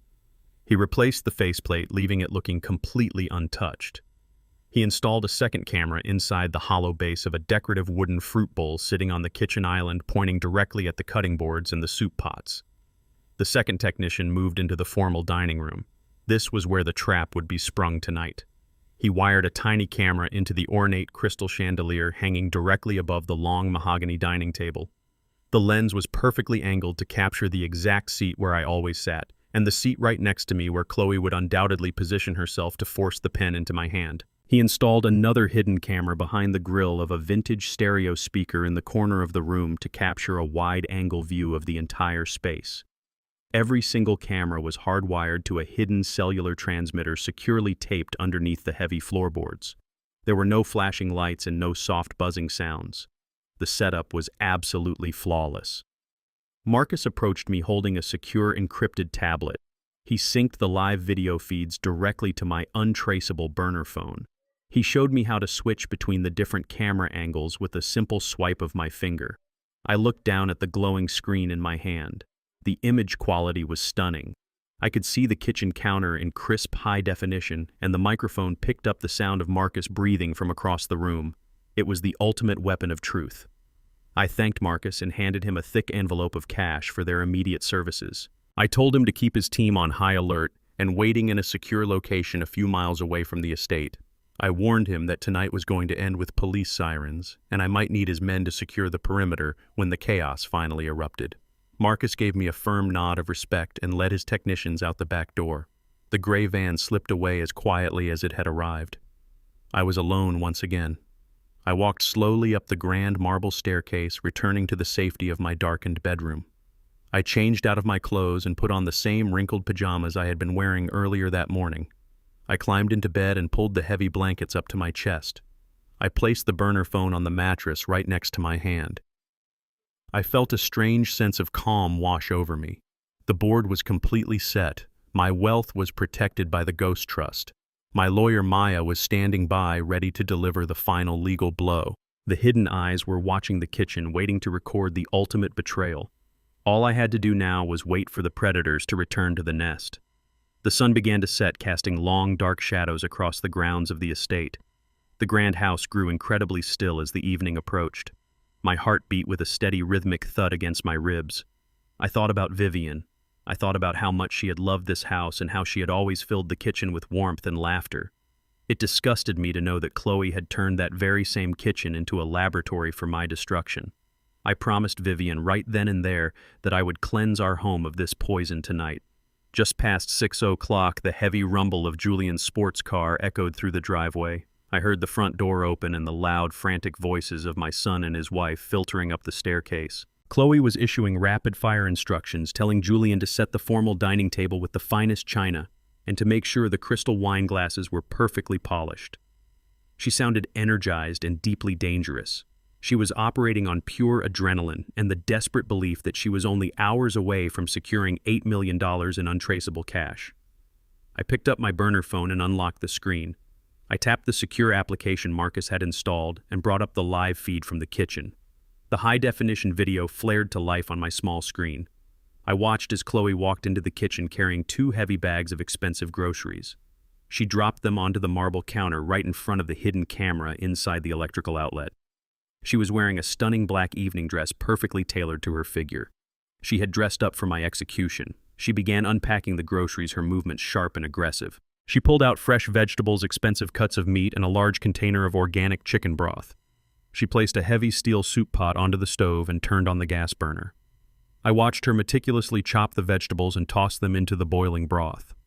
From the wide-angle camera hidden in the fruit bowl, I could see Julian nervously pacing back and forth in the background near the dining room entrance. He looked absolutely terrified. He kept rubbing the back of his neck and looking toward the stairs as if he expected me to come walking down at any second. Chloe ignored him completely. She stirred the soup with a long wooden spoon, humming that same sickeningly cheerful tune she had been humming all morning. The trap was moving into its final deadly phase. I swiped my finger across the screen, switching back to the close-up camera hidden in the outlet. I watched Chloe reach into the small designer clutch purse resting on the counter. My breath hitched in my throat as her manicured fingers emerged holding a small, unmarked plastic orange prescription bottle. It was the lorazepam. She glanced over her shoulder to make sure Julian was not looking directly at her. Even though he was fully complicit, she wanted to manage the dirty work herself to ensure the dosage was absolutely lethal to my cognitive functions. She uncapped the orange bottle and poured a massive handful of small white pills onto the heavy wooden cutting board. There had to be at least 10 or 12 pills in that pile. It was an amount that could drop a fully grown horse. It was an amount designed to completely obliterate my conscious mind and turn me into a compliant, drooling puppet for the rest of the night. She reached for a heavy metal rolling pin resting near the flour canister. With a look of intense, cold concentration on her beautiful face, she brought the metal pin down hard against the cutting board. She rolled it back and forth, crushing the white pills into a very fine, completely invisible powder. I stared at the screen, my blood running absolutely ice cold. I was watching the woman my son had chosen to marry actively preparing to destroy my brain. There was no hesitation in her eyes. There was no remorse. There was only the calculated precision of a cold-blooded murderer. She took a flat metal spatula and carefully scraped every single grain of the toxic white powder off the cutting board. She walked over to the stove and hovered over the steaming pot of soup. I watched as she tipped the spatula, letting the deadly powder fall like snow directly into the boiling broth. She took her wooden spoon and stirred the soup vigorously, ensuring the poison was perfectly dissolved and completely untraceable to the naked eye. I hit the record button on the secure application, saving the entire high-definition video file directly to the encrypted cloud server Maya had prepared. The undeniable proof was finally captured. No high-priced defense attorney could ever explain away the footage of her crushing those pills. They were caught in the act. The hidden eyes had seen everything. I locked the phone and slipped it beneath my pillow. It was time for dinner. It was time to go downstairs, look the devil in the eye, and eat my soup. I pushed myself up from the mattress, ready to deliver the performance of a lifetime. The final curtain was about to rise. I walked slowly down the grand marble staircase to the formal dining room. The table was set with Vivian finest china and heavy silver cutlery. Chloe and Julian were already seated. The crystal chandelier cast a bright light over the room. The hidden cameras were recording every single second. Chloe smiled brightly as I took my seat. She placed a steaming bowl of chicken soup directly in front of me. She told me it was my favorite and that she made it from scratch to help me feel better. The smell of the rich broth filled my lungs, but all I could think about was the crushed white powder dissolving inside it. I picked up my heavy silver spoon. My hand trembled naturally this time, fueled by pure adrenaline. I lifted the spoon to my lips, but right before the liquid touched my mouth, I intentionally let my hand spasm violently. The heavy silver spoon clattered loudly against the rim of the china bowl. A large splash of the hot broth spilled over the edge and soaked into the pristine white silk tablecloth. I apologized profusely, acting embarrassed and confused. Chloe's right eye twitched with intense annoyance, but she quickly masked it.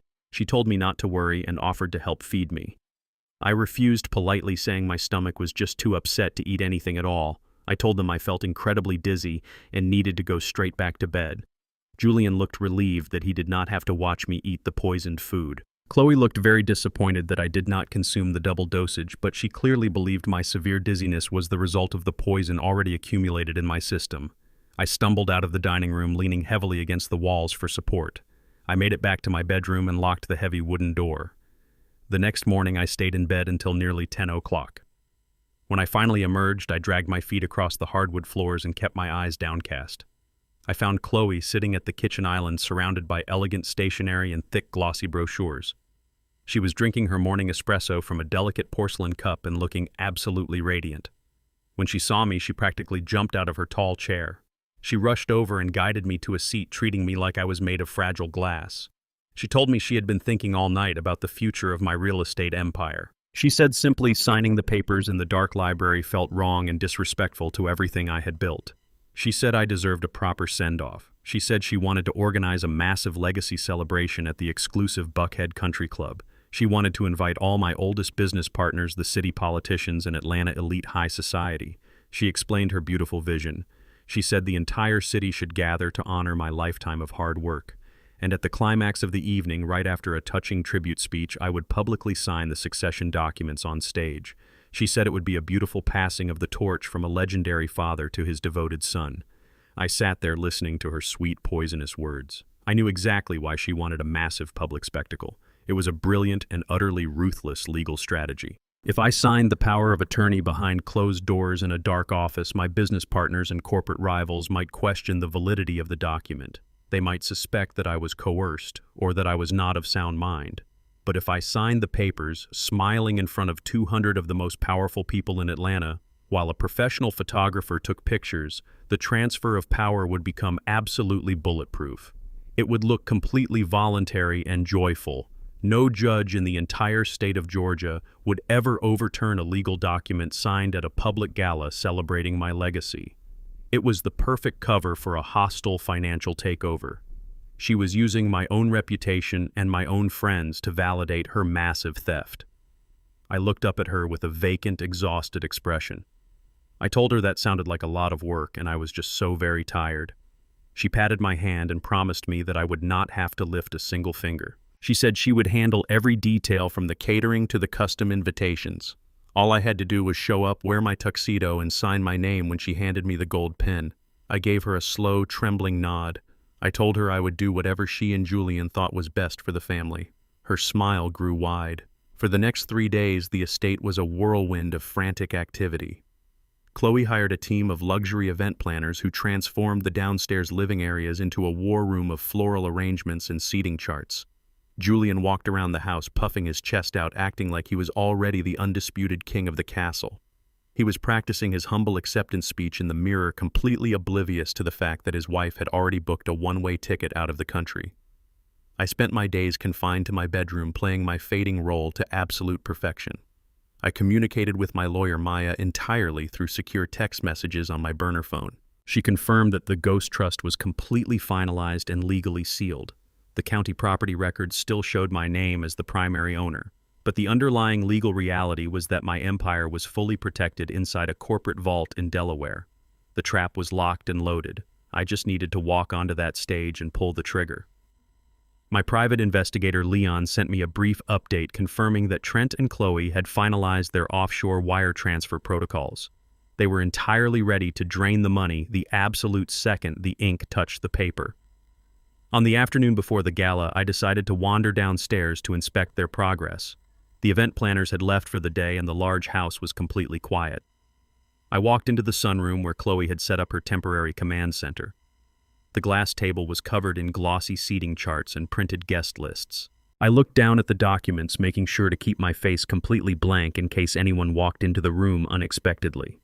I scanned the names of the powerful politicians, bank managers, and wealthy real estate developers she had invited to witness my execution.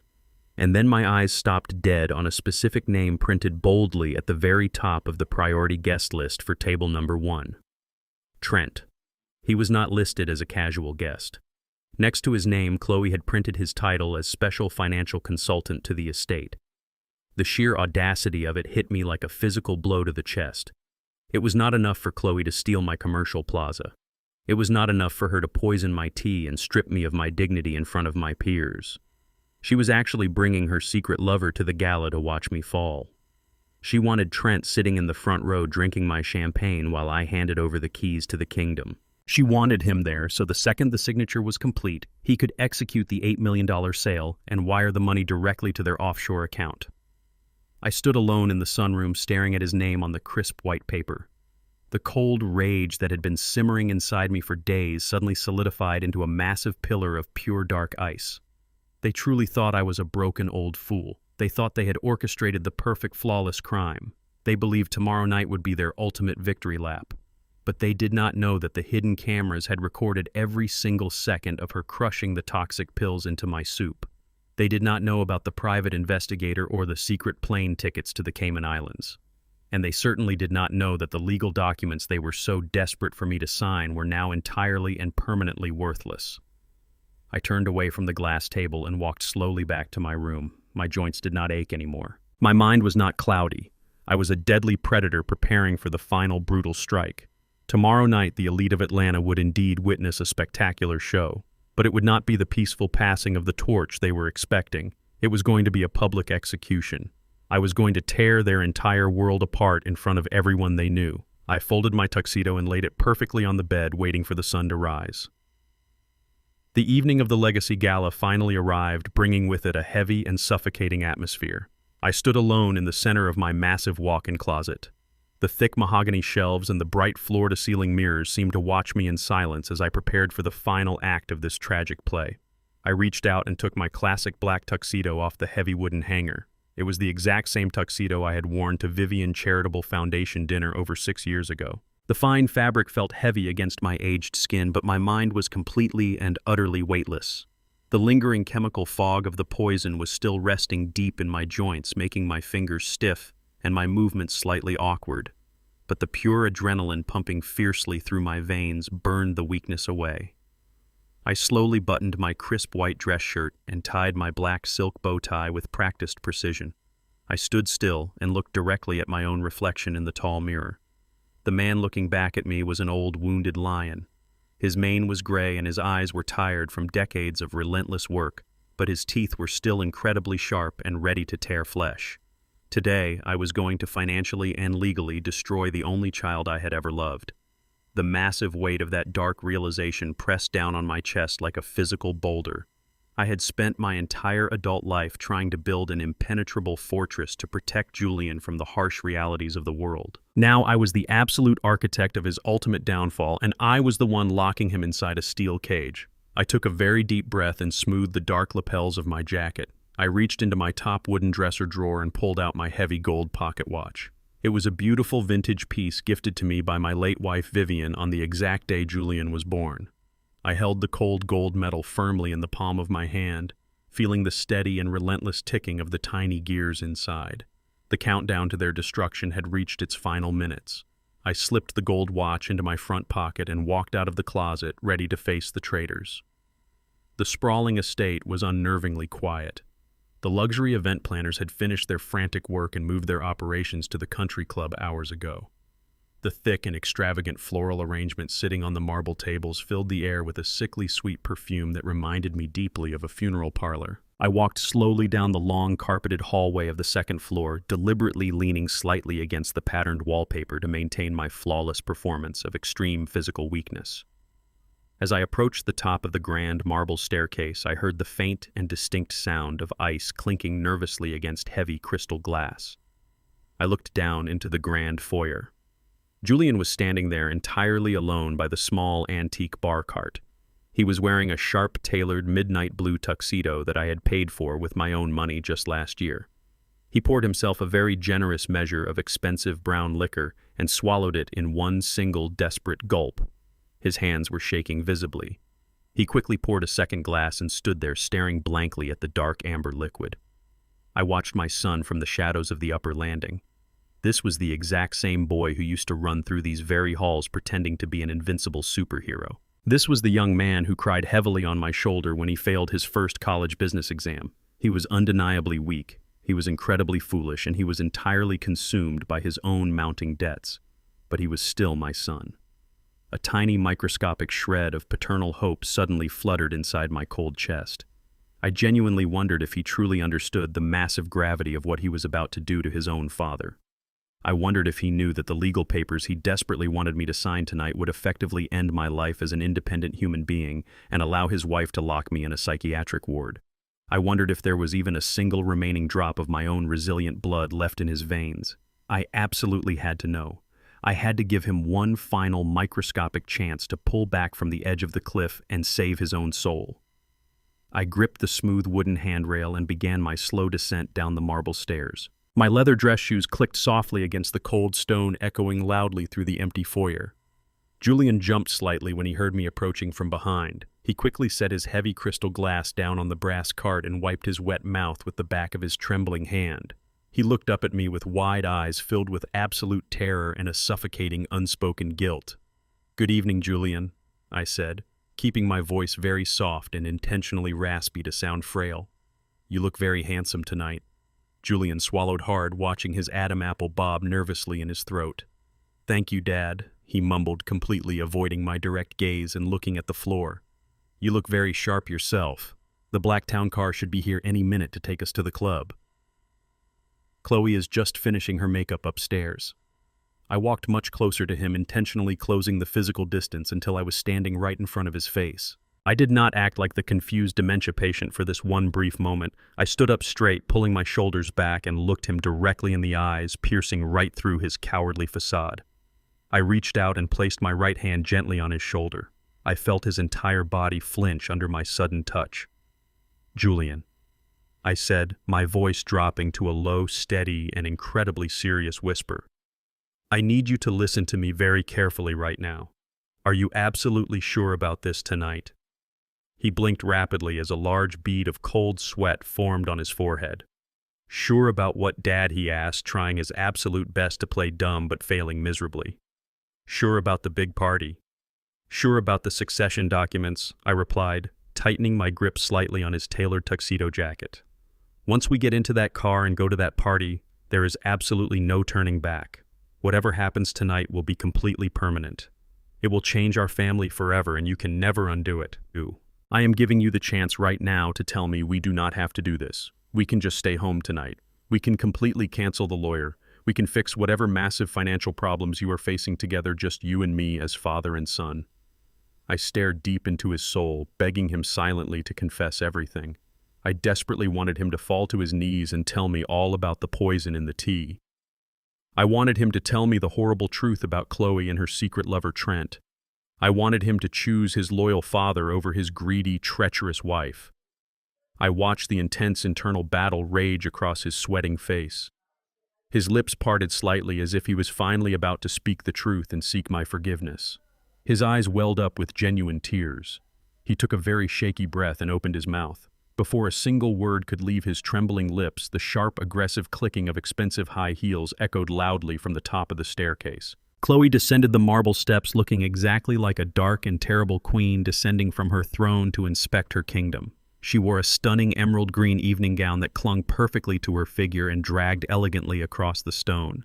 Diamonds glittered brightly around her neck, and her blonde hair was swept up in a flawless style. But her eyes were entirely and completely cold. She had heard my words from the landing. She instantly sensed the dangerous hesitation rising inside her weak husband. She moved across the foyer with the terrifying speed of a striking viper. She stepped right between us, physically breaking my hold on Julian. She grabbed Julian by the arm, her manicured fingernails digging fiercely into the dark blue fabric of his tuxedo jacket. She smiled at me with that exact same sickeningly sweet expression she always used when she was plotting my demise in the kitchen. "We are so incredibly excited for tonight, Dad," she said, her voice dripping with thick, artificial warmth. "It is going to be the most beautiful celebration of your entire life. Trent is already at the country club making sure the legal paperwork is perfectly organized for the big moment." She turned her head slightly and glared directly at Julian. Her cold blue eyes bored into his, sending a silent but absolute threat that promised complete destruction if he failed her now. "Is that not right, Julian?" she asked, her voice carrying a razor-sharp edge disguised as a sweet question. "Tell your father how excited we are to finalize everything tonight." I watched Julian slowly and completely crumble before my eyes. The brief flickering light of morality I had seen in his eyes just moments ago was instantly extinguished by her dominating and terrifying presence. The overwhelming fear of losing her, the sheer panic of facing his massive debts alone, and the pathetic cowardice of his fundamental nature took complete control of his brain. He looked down at the polished marble floor, completely unable to meet my eyes ever again. He let out a long, heavy, defeated breath and slowly nodded his head. "Yes, Chloe is right," he whispered, his voice entirely hollow and devoid of any human emotion. "It is for the best, Dad. Everything we are doing tonight is for the best." I stood there in the silent foyer looking at the two of them standing side by side. My own blood, my only son, had just willingly handed me over to the executioner. He had chosen the poison. He had chosen the horrific betrayal, and he had chosen the thief over the father who gave him everything. The final microscopic shred of hope living inside my chest turned to absolute ash and blew away into nothingness. I slowly relaxed my rigid posture, letting my shoulders slump forward, playing the part of the fading, broken old man one last time. I looked at Julian, and then I looked directly at Chloe. I let a very slow, very cold smile spread across my face. It was a smile completely devoid of any warmth or love. It was the terrifying smile of a man who was fully prepared to burn their entire world to the ground and watch them burn with it. "You are absolutely right, Julian," I said softly, my voice smooth as silk. "Tonight is going to be truly unforgettable." At that exact moment, the heavy black town car pulled up to the front doors and honked its horn loudly, signaling our departure. The trap was now permanently and irreversibly locked. I turned around and walked out the front door, knowing perfectly well that there would be absolutely no mercy. The ride to the exclusive Buckhead Country Club was completely silent. Julian stared out the dark window while Chloe texted furiously on her glowing phone. At the club, the valet opened my door. Before I could even attempt to step out on my own, Chloe stopped me. She told the valet to retrieve the wheelchair she had rented for this evening. Julian looked uncomfortable, but he did not say a single word to stop her. I allowed the valet to help me carefully into the leather seat.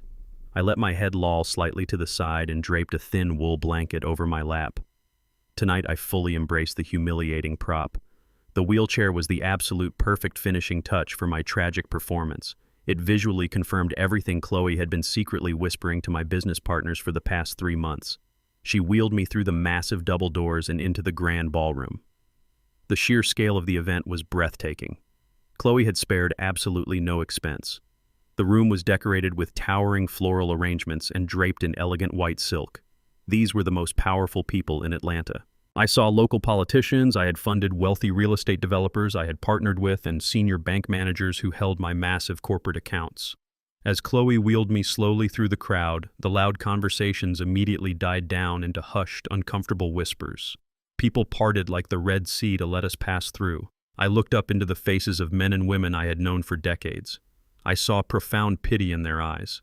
They looked at me as if I was already a ghost haunting my own funeral. Chloe played her part with terrifying perfection. She stopped every few feet to introduce me to someone, knowing full well I would pretend not to recognize them. She would gently pat my shoulder and speak in a loud, dramatic whisper about how rapidly my cognitive decline was progressing. She told a city councilman that I was having a good day today, but that the bad days were becoming completely unmanageable. She reached down and used a pristine white napkin to wipe a non-existent drop of drool from my chin. The sheer humiliation of that single action made my blood boil, but I forced myself to maintain a blank and vacant stare. I was absorbing every insult, every fake smile, and every single lie she told. I was storing all of it deep inside my chest to fuel the absolute destruction I was about to unleash upon her. Julian walked a few steps behind us, holding a glass of scotch and refusing to make eye contact with any of my old friends. He looked like a prisoner walking toward the execution chamber. He knew that every single person in this room was watching him step up to take my business empire. He knew he was an absolute fraud, but his wife was a magnificent actress. She wheeled me to the prime table situated right in the center of the room, directly in front of the elevated wooden stage.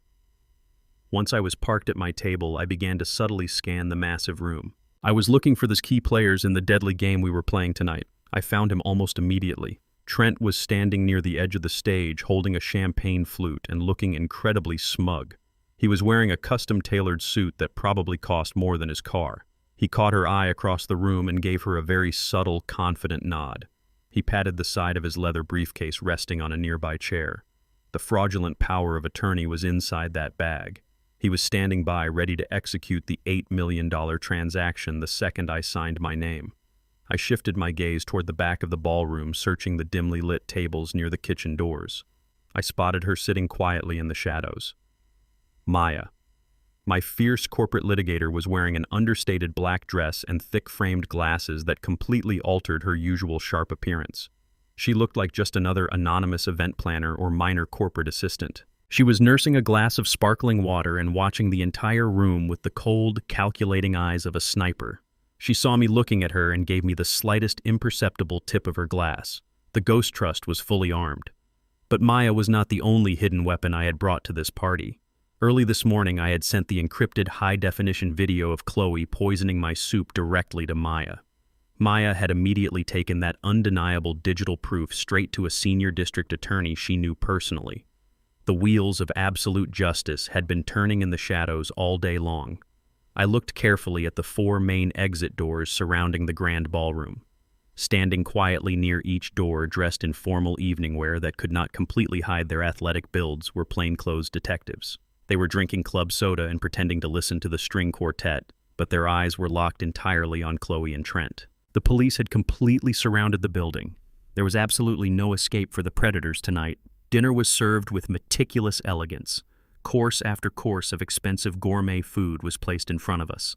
Chloe sat right next to me, cutting my roasted chicken into tiny bite-sized pieces and occasionally holding a fork to my mouth. I ate very slowly, letting my jaw hang slack and chewing with exaggerated difficulty. I knew the food tonight was completely safe to consume. Chloe was incredibly arrogant, but she was not stupid enough to poison me in a room full of 200 witnesses and high-definition cameras. She needed me awake and compliant just long enough to hold the gold pen and sign the legal transfer. She spent the entire dinner whispering sweet reassurances into my ear, telling me how proud she was of me for making such a brave choice for the family. As the dessert plates were finally cleared away, the string quartet stopped playing. The main lights in the massive ballroom dimmed down to a soft, atmospheric glow. A bright white spotlight illuminated the wooden stage. A hush fell over the crowd as Chloe stood up from our table. She smoothed her stunning emerald green dress, took a very deep, dramatic breath, and walked up the short stairs to the stage. She stepped up to the crystal podium and adjusted the microphone. Trent moved to stand right behind her, holding his leather briefcase tightly against his chest. "Good evening, everyone," Chloe began, her voice echoing loudly through the silent room. Her tone was perfectly modulated to convey deep emotional resonance and tragic sorrow. "Thank you all so much for being here tonight to honor a man who means the absolute world to this great city and to our family." She looked down at me, sitting in my wheelchair, and offered a brave, trembling smile. "Donovan is a legend. He built a real estate empire from the ground up with nothing but his bare hands and his brilliant mind. He provided for his beautiful late wife, Vivian, and he raised a wonderful son in Julian." She paused, letting a single perfectly timed tear roll down her cheek. She wiped it away with the back of her manicured hand. "But time is a very cruel thief," she continued, her voice cracking with fake emotion. "Over the past few months, we have all watched Donovan struggle with his health. We have seen his brilliant mind grow tired. He has fought so bravely, but he knows that he can no longer carry the massive weight of his corporate responsibilities. It breaks my heart to see him so exhausted. But Donovan is a man of great wisdom," Chloe said, her voice rising with sudden inspiring strength. "He knows that his legacy must be protected. He knows that the empire he built must continue to thrive and support the community. That is why tonight he has made the incredibly generous and selfless decision to officially pass the burden to the next generation. He is officially transferring the full legal control of his entire estate to his devoted son Julian, so he can finally rest in the peace and comfort he so deeply deserves." The ballroom erupted into a massive round of polite, respectful applause. People were nodding their heads in solemn agreement. Trent unlatched his leather briefcase and pulled out the thick stack of fraudulent legal documents. He placed them carefully on the podium right next to the microphone. He pulled a heavy gold fountain pen from his breast pocket and clicked it open. Julian, Chloe called out, pointing directly toward our table. "Please bring your father up to the stage. It is time for him to sign the succession documents and officially hand over his beautiful legacy." The heavy silence in the grand ballroom was absolute. 200 powerful people in Atlanta held their breath as Julian stepped behind my wheelchair. He gripped the rubber handles with shaking hands. His knuckles turned white under the glare of the crystal chandelier. I let my head droop, resting my chin against my chest, playing the pathetic role of a broken king led to his slaughter. Julian pushed the chair forward. The rubber wheels squeaked faintly against the highly polished wooden floor. That sound echoed through the massive room like a rhythmic countdown to my execution. The journey from our table to the elevated stage felt like an eternity. I felt the weight of 200 pairs of eyes staring at my frail posture. I heard the soft rustle of silk gowns and the shifting of leather shoes as the elite leaned in to witness the passing of my empire. They thought they were watching a beautiful tragedy. They thought a legendary titan was peacefully surrendering his crown. They had no idea they were the captive audience for a financial homicide. Julian pushed my wheelchair up the carpeted ramp on the right side of the wooden stage. Every bump traveled through the metal frame, reminding me of the terrifying reality of what these monsters were trying to accomplish tonight. We finally reached the center of the stage directly under the blinding white spotlight. Chloe stood next to the crystal podium looking like a goddess of victory in her emerald green dress. Her face was flushed with the thrilling rush of impending wealth. Trent stood a single step behind her right shoulder. He tried to maintain a look of professional respect, but his dark eyes vibrated with unrestrained greed. He had his leather briefcase tucked under his left arm, ready to snatch the signed papers the second my hand left the page. Julian parked my wheelchair in front of the small wooden table set up for this fraudulent transaction. He took a wide step back, distancing himself from the crime. He stared blankly at the dark velvet curtains hanging behind the stage. Chloe stepped gracefully away from the crystal podium and moved to my right side. She leaned down so her face was level with mine. The sickly sweet smell of her floral perfume masked the foul stench of her treacherous soul. She placed her cold, manicured hand gently over my trembling fingers.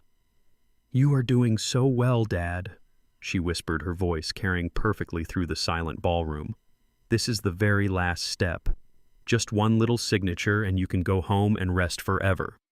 She pulled the stack of crisp white legal documents toward the edge of the wooden table directly in front of my chest. The bold black letters at the top spelled out the surrender of my entire life. General Durable Power of Attorney. It was a masterpiece of legal theft perfectly bound. Trent stepped forward, bridging the small gap between us. He reached into his breast pocket and produced the gold fountain pen. He held it out to me with a respectful nod, but his eyes screamed with desperate impatience. "Please take your time, Mr. Donovan," Trent said in a rehearsed baritone voice. I slowly reached my right hand up toward the gold pen. I commanded my muscles to misfire, creating a violent and convincing tremor that shook my arm from the shoulder down to my fingertips.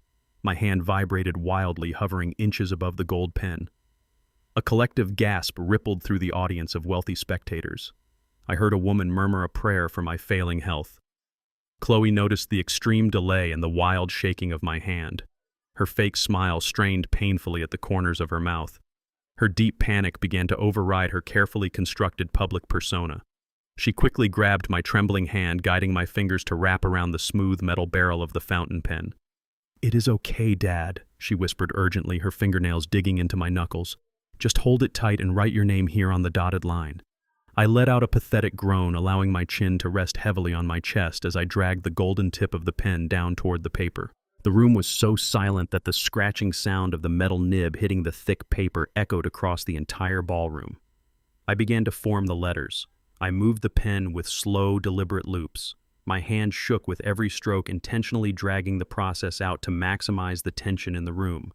I finished the final heavy stroke of the pen and slowly lifted the golden tip off the paper. For one single suspended second, the world seemed to stop spinning. The ink glistened brightly under the harsh white spotlight. Then the illusion shattered. Chloe moved with the terrifying speed of a starving animal. She did not politely take the paper from the table. She violently snatched the thick document right out from under my hand, abandoning her caring facade. She grabbed the crisp pages so hard that they crinkled in her grip. She pulled the document tightly against her chest, as if afraid I might suddenly regain my strength and tear it away. The look of pure victory that washed over her beautiful face was terrifying to witness.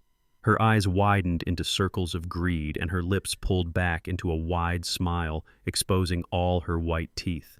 She had finally done it. She had stolen $12 million right in front of 200 witnesses. She turned her head slightly to look back at Trent. Trent let out a heavy sigh of profound relief and nodded his head sharply. Julian let out a loud, miserable sob from the back of the stage, realizing that the terrible deed was done and his father was officially dead in the eyes of the law. Chloe looked down at me, sitting slumped and pathetic in my rented wheelchair.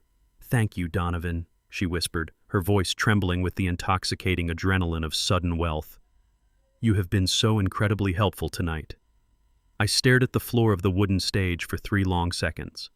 I let the heavy silence stretch out, allowing her to fully bask in the false glory of her ultimate triumph. And then I stopped acting. The violent tremor in my hands completely vanished. The horrible, exhausting weakness in my spine evaporated into the cold air. I placed my black leather dress shoes firmly flat against the wooden floorboards. I gripped the thick rubber armrests of the wheelchair with incredible strength. And then I pushed myself up. I did not stumble. I did not shake. I stood completely straight and terrifyingly tall, towering over her under the bright white spotlight. I squared my broad shoulders and lifted my chin, staring directly down into her suddenly terrified blue eyes.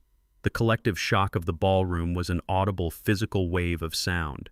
200 people gasped simultaneously, watching the dying old man resurrect himself into a powerful, commanding titan. Chloe stumbled blindly backward, her expensive high heels catching slightly on the thick carpeted floor. Her manic smile completely collapsed into a twisted mask of pure absolute confusion. Her eyes darted wildly from my planted feet up to my sharp and violently angry eyes. She clutched the document against her chest as if it was a shield protecting her from my sudden, terrifying strength. "You are very welcome, Chloe," I said. My voice was no longer a frail whisper. It was a booming thunderclap that echoed fiercely off the high ceilings and shook the crystal chandelier. The microphone on the podium picked up my commanding tone and broadcasted my fury to every corner of the massive ballroom. I took one single heavy step forward, closing the physical distance between us and completely trapping her in my dark shadow. My heart was pounding with the righteous energy of absolute justice. I looked at her trembling hands clutching the papers. "You are very welcome, Chloe," I repeated, my voice dropping to a dangerously low register. "But before you hand my life savings to your secret lover standing behind you, I suggest you look down and read the signature I wrote on your piece of paper." Chloe froze completely. Her breath caught violently in her throat. She slowly lowered her gaze, pulling the document slightly away from her chest. Trent leaned over her shoulder, his dark eyes scanning the bottom of the page in a panic. They both stared at the fresh black ink glistening directly on the dotted line. Their greedy faces instantly drained of all human color, turning to a sickening ghostly white. I had not signed my legal name. I had not signed Donovan. I had gripped that heavy gold pen, and with absolute perfect clarity I had slowly signed the name Mickey Mouse instead. The collective shock of the 200 guests in the grand ballroom felt like a physical weight pressing against the stage. A wave of horrified murmurs rippled through the elite crowd as people leaned forward in their gold-painted chairs, trying to comprehend what they had just witnessed. Chloe stood frozen in her emerald green dress, clutching the document I had signed as Mickey Mouse. Her face was a twisted mask of absolute confusion and rising fury. The gold pen Trent had given me was still clutched in my hand, but the trembling was gone. Julian, who had been hiding in the back of the stage, finally broke his cowardly silence. He rushed forward, his face flushed bright red with deep humiliation. "Dad, what on earth are you doing?" he hissed loudly enough for the front row to hear. "You are embarrassing us in front of everyone. You are not well. Please sit back down in the wheelchair and let us handle this." He reached out to grab my arm, trying to force me back into the seat, but I brushed his hand away with a strength that made him stumble back. I did not look at my son. My eyes were locked entirely on Chloe. I raised my left hand and gave a sharp, clear signal to the young man sitting behind the audio-visual console at the back of the room. I had hired him personally 3 days ago with a very specific set of instructions. At my signal, the festive music that had been playing softly in the background was cut with a violent digital screech. The giant projector screen hanging behind the crystal podium, which had been looping a nostalgic slideshow of my early business years, suddenly flickered and went dark. A second later, it flared back to life with a blinding white light. The entire ballroom fell into a deathly silence as a massive high-definition image filled the screen. It was not a photo of my empire. It was the official laboratory report from the private clinic. The words lorazepam positive and critical toxicity level were highlighted in bright bold red across the top of the page. The date on the report was from just 48 hours ago. I stepped up to the crystal podium and gripped the sides with my strong, steady hands. I looked out at the sea of powerful faces in the audience. My voice boomed through the speakers, no longer frail and no longer broken. "I want you all to look at that screen," I announced. My tone was cold and sharp, like a winter wind cutting through the city.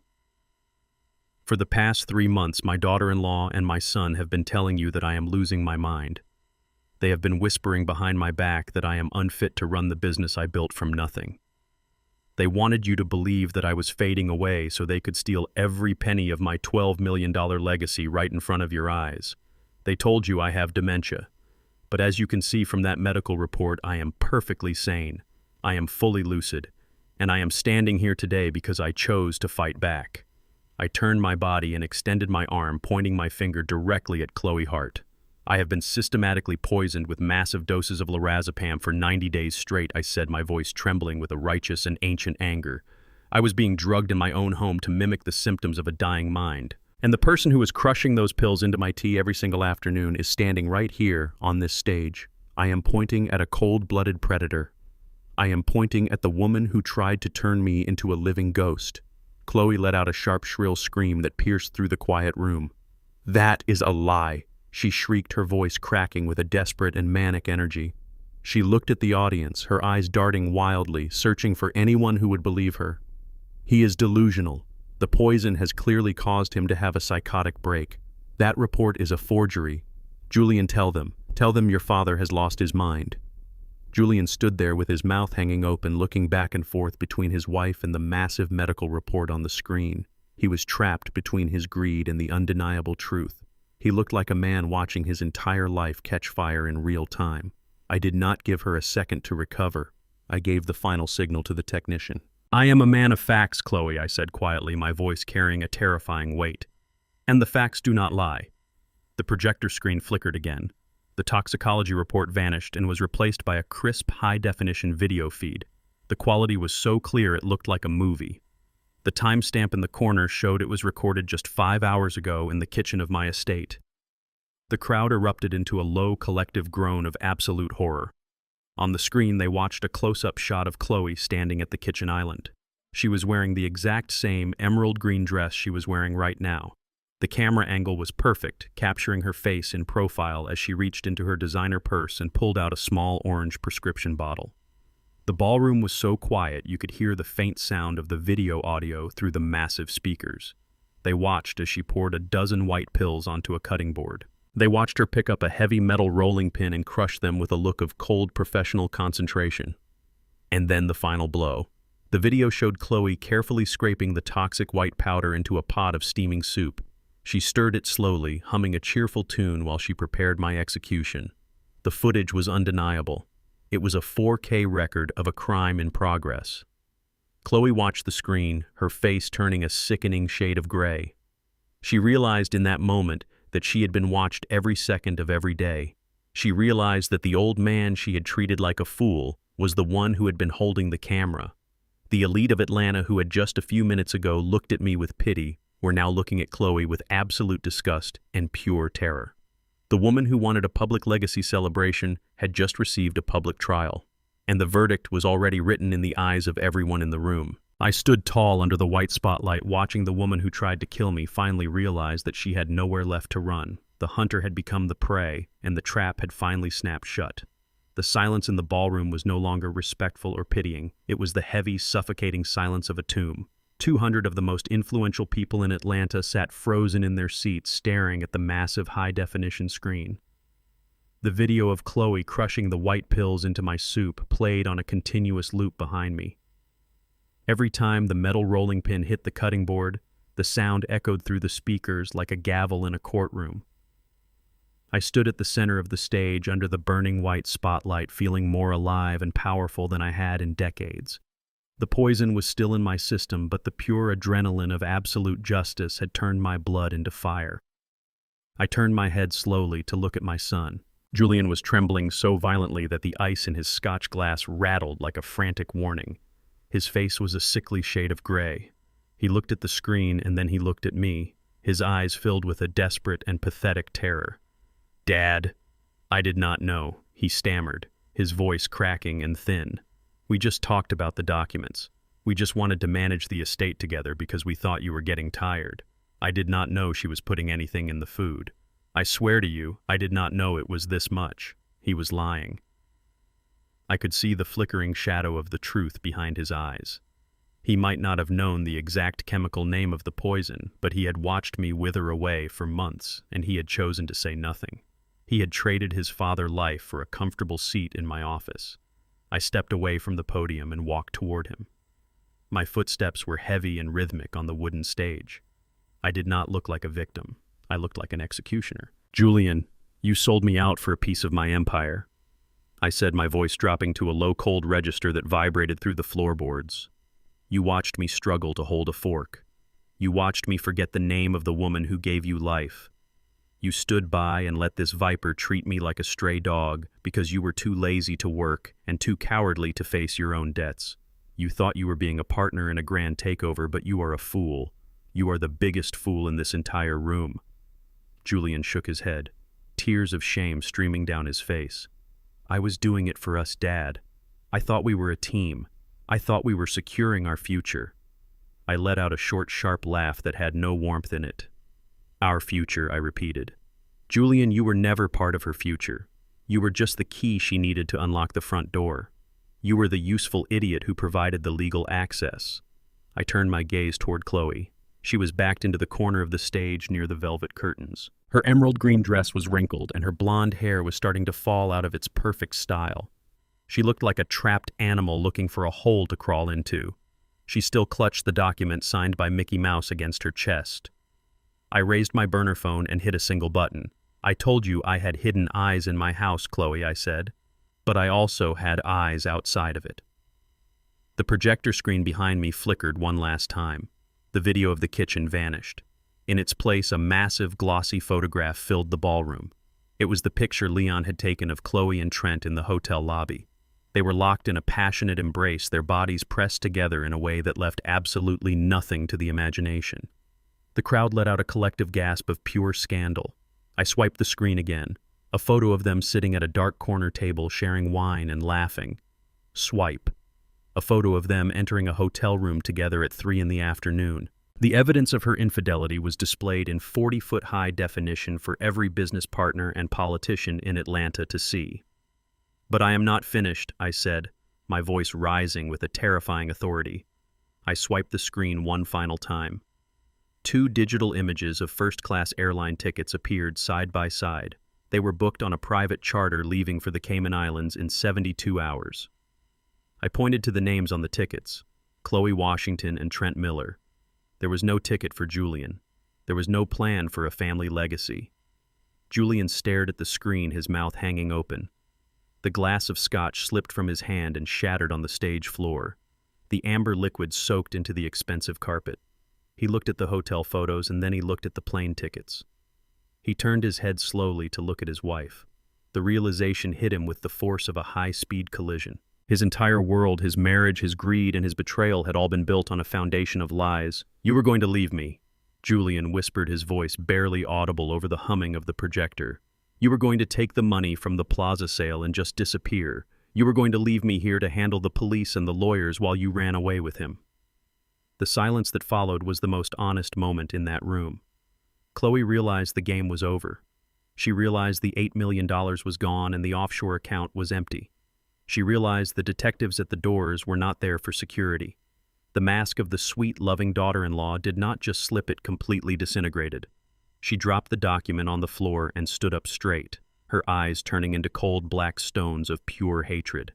"Yes, I was going to leave you," she spat the words at him like venom. "Look at yourself, Julian. You are pathetic. You are a weak, spineless child who has lived his entire life in the shadow of a man 10 times better than you.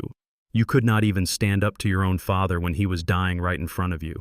You think I wanted to spend the rest of my life watching you fail. You think I wanted to wake up every morning next to a man who has never earned a single thing on his own. You were a tool, Julian, a means to an end.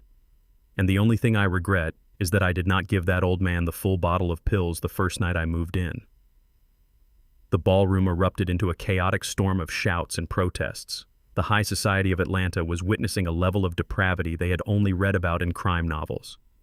Julian collapsed onto his knees on the stage, his head in his hands, sobbing with the sound of a man who had truly lost his soul. He had betrayed the only man who loved him for a woman who despised his very existence. Chloe turned her gaze to me, her face twisted with a final desperate defiance. "You think you won?" she screamed at me. "You are still an old man, Donovan. You are still alone in that big empty house." "I am never alone when I have my dignity," Chloe, I replied. I raised my hand and signaled to the back of the room. The 4 plainclothes detectives I had spotted earlier moved in perfect unison. They stepped out of the shadows and began walking toward the stage with a slow, steady purpose.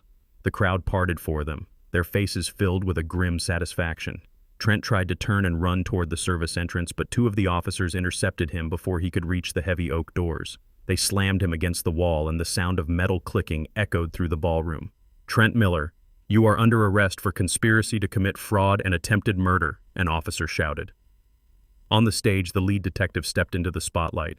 He was a tall man with a stone-cold expression. He reached into his jacket and pulled out a pair of heavy steel handcuffs. "Chloe Washington," he said, his voice flat and professional.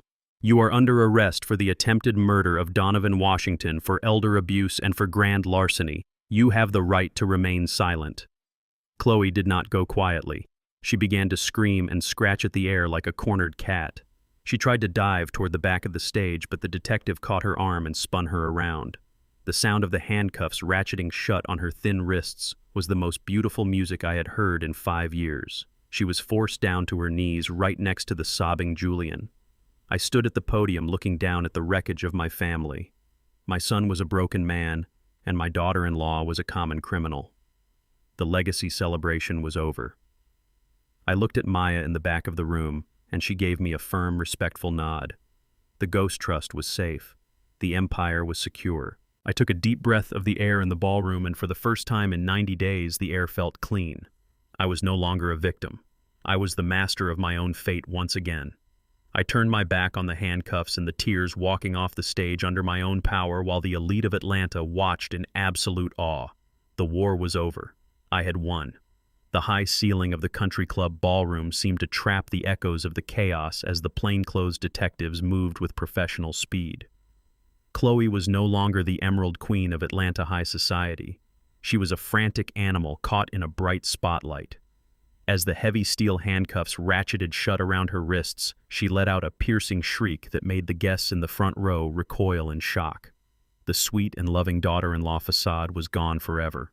She began screaming obscenities that were so foul and so violent that the string quartet members shielded their ears. She cursed the detective, she cursed the guests, and most of all, she cursed me. She shouted that I was a bitter old man who deserved to rot in the ground. She struggled against the officers, kicking her expensive heels and twisting her body until her emerald dress began to tear. The elite of Atlanta watched in absolute silence as she was dragged down the carpeted ramp and out through the service doors. Trent followed right behind her, his head bowed in shame as he was led away in silence. He had lost his career, his reputation, and his freedom in the span of 10 minutes. Julian remained on the stage, his world reduced to a pile of broken glass and spilled bourbon. He was still on his knees, his expensive tuxedo ruined and his face wet with tears of pure terror. He looked at the empty space where his wife had just been, and then he looked up at me. He began to crawl toward me across the wooden stage floor, sobbing with a sound that was raw and pathetic. "Dad, please," he begged, his voice breaking into 1,000 pieces. "I am so sorry. I did not know she would go that far. I was scared and I did not know what to do. Please do not let them take me. You are my father. You are all I have." He reached out to grab the hem of my tuxedo pants, his fingers trembling with a desperate and hollow hope. He expected me to be the same soft, protective father I had been for 40 years. He expected me to bail him out of one last disaster. I looked down at my only son. I looked at the man who had watched me being poisoned and chose to say nothing. I felt a deep, cold void where my love for him used to live. My eyes were as hard as the diamonds Chloe had stolen. I reached down and slowly peeled his fingers off my clothes. "Julian," I said, my voice flat and cold like a winter grave. "You are mistaken. You have no father." I turned my back on him, ignoring his frantic cries, and I walked off that stage. I did not use the wheelchair. I did not lean on anyone for support. I walked through the center of the grand ballroom with my head held high and my shoulders squared. I walked past the politicians and the developers who had witnessed my resurrection. I walked out of the club under my own power, leaving the wreckage of my family behind me in the shadows. 2 months have passed since that night. The Atlanta sun is warm today as I sit on the wrap-around porch of my estate. I am holding a simple white ceramic mug filled with real untainted black coffee. There is no chemical aftertaste. There is no fog in my brain. My mind is sharp and my body is stronger than it has been in years. The house is very quiet now that the predators have been removed. Beatrice returned to her position as my housekeeper 3 weeks ago, and the air in the kitchen feels clean and honest again.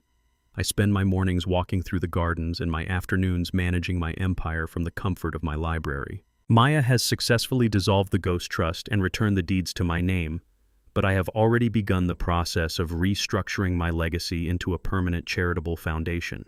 I am no longer building a fortress for a son who does not exist. I am building a future for the community that actually respects the work I do. Julian is currently facing a mountain of legal and financial ruin. Without my support, his creditors moved in like sharks. He has lost his luxury cars, his memberships, and every penny of his savings. He is currently facing bankruptcy and serious accessory charges for his role in the fraudulent power of attorney. He sends me letters from the county jail every single week. He begs for money, he begs for lawyers, and he begs for a father who is no longer there to answer. I do not open the letters. I do not read the apologies. I simply place them in the fireplace and watch them turn to ash. He chose his side that night in the kitchen, and now he must live with the consequences of his cowardice. I have found a profound and absolute peace in the silence of my own life. I am 73 years old, and for the first time I am living for myself. Loyalty is not inherited, it is demonstrated. We spend our lives building empires to protect our children, only to realize that sometimes the walls we build must be used to protect us from them. True strength is not found in enduring betrayal quietly to keep the peace. It is found in having the courage to burn the bridge while your enemies are still standing on it. Never let your love for your family blind you to the reality of their actions. Respect yourself enough to walk away from those who view your kindness as a weakness, even if they share your blood. You are the only one who can define your worth, and you are the only one who can protect your peace. If this story reminded you that it is never too late to stand up for yourself, please hit the like button and subscribe to my channel for more stories of justice and truth. Have you ever had to cut a toxic person out of your life to save yourself? Let me know where you are watching from and share your thoughts in the comments below. I read every single one of them. Thank you for listening, and remember that your dignity is worth more than any legacy. I will see you in the next story.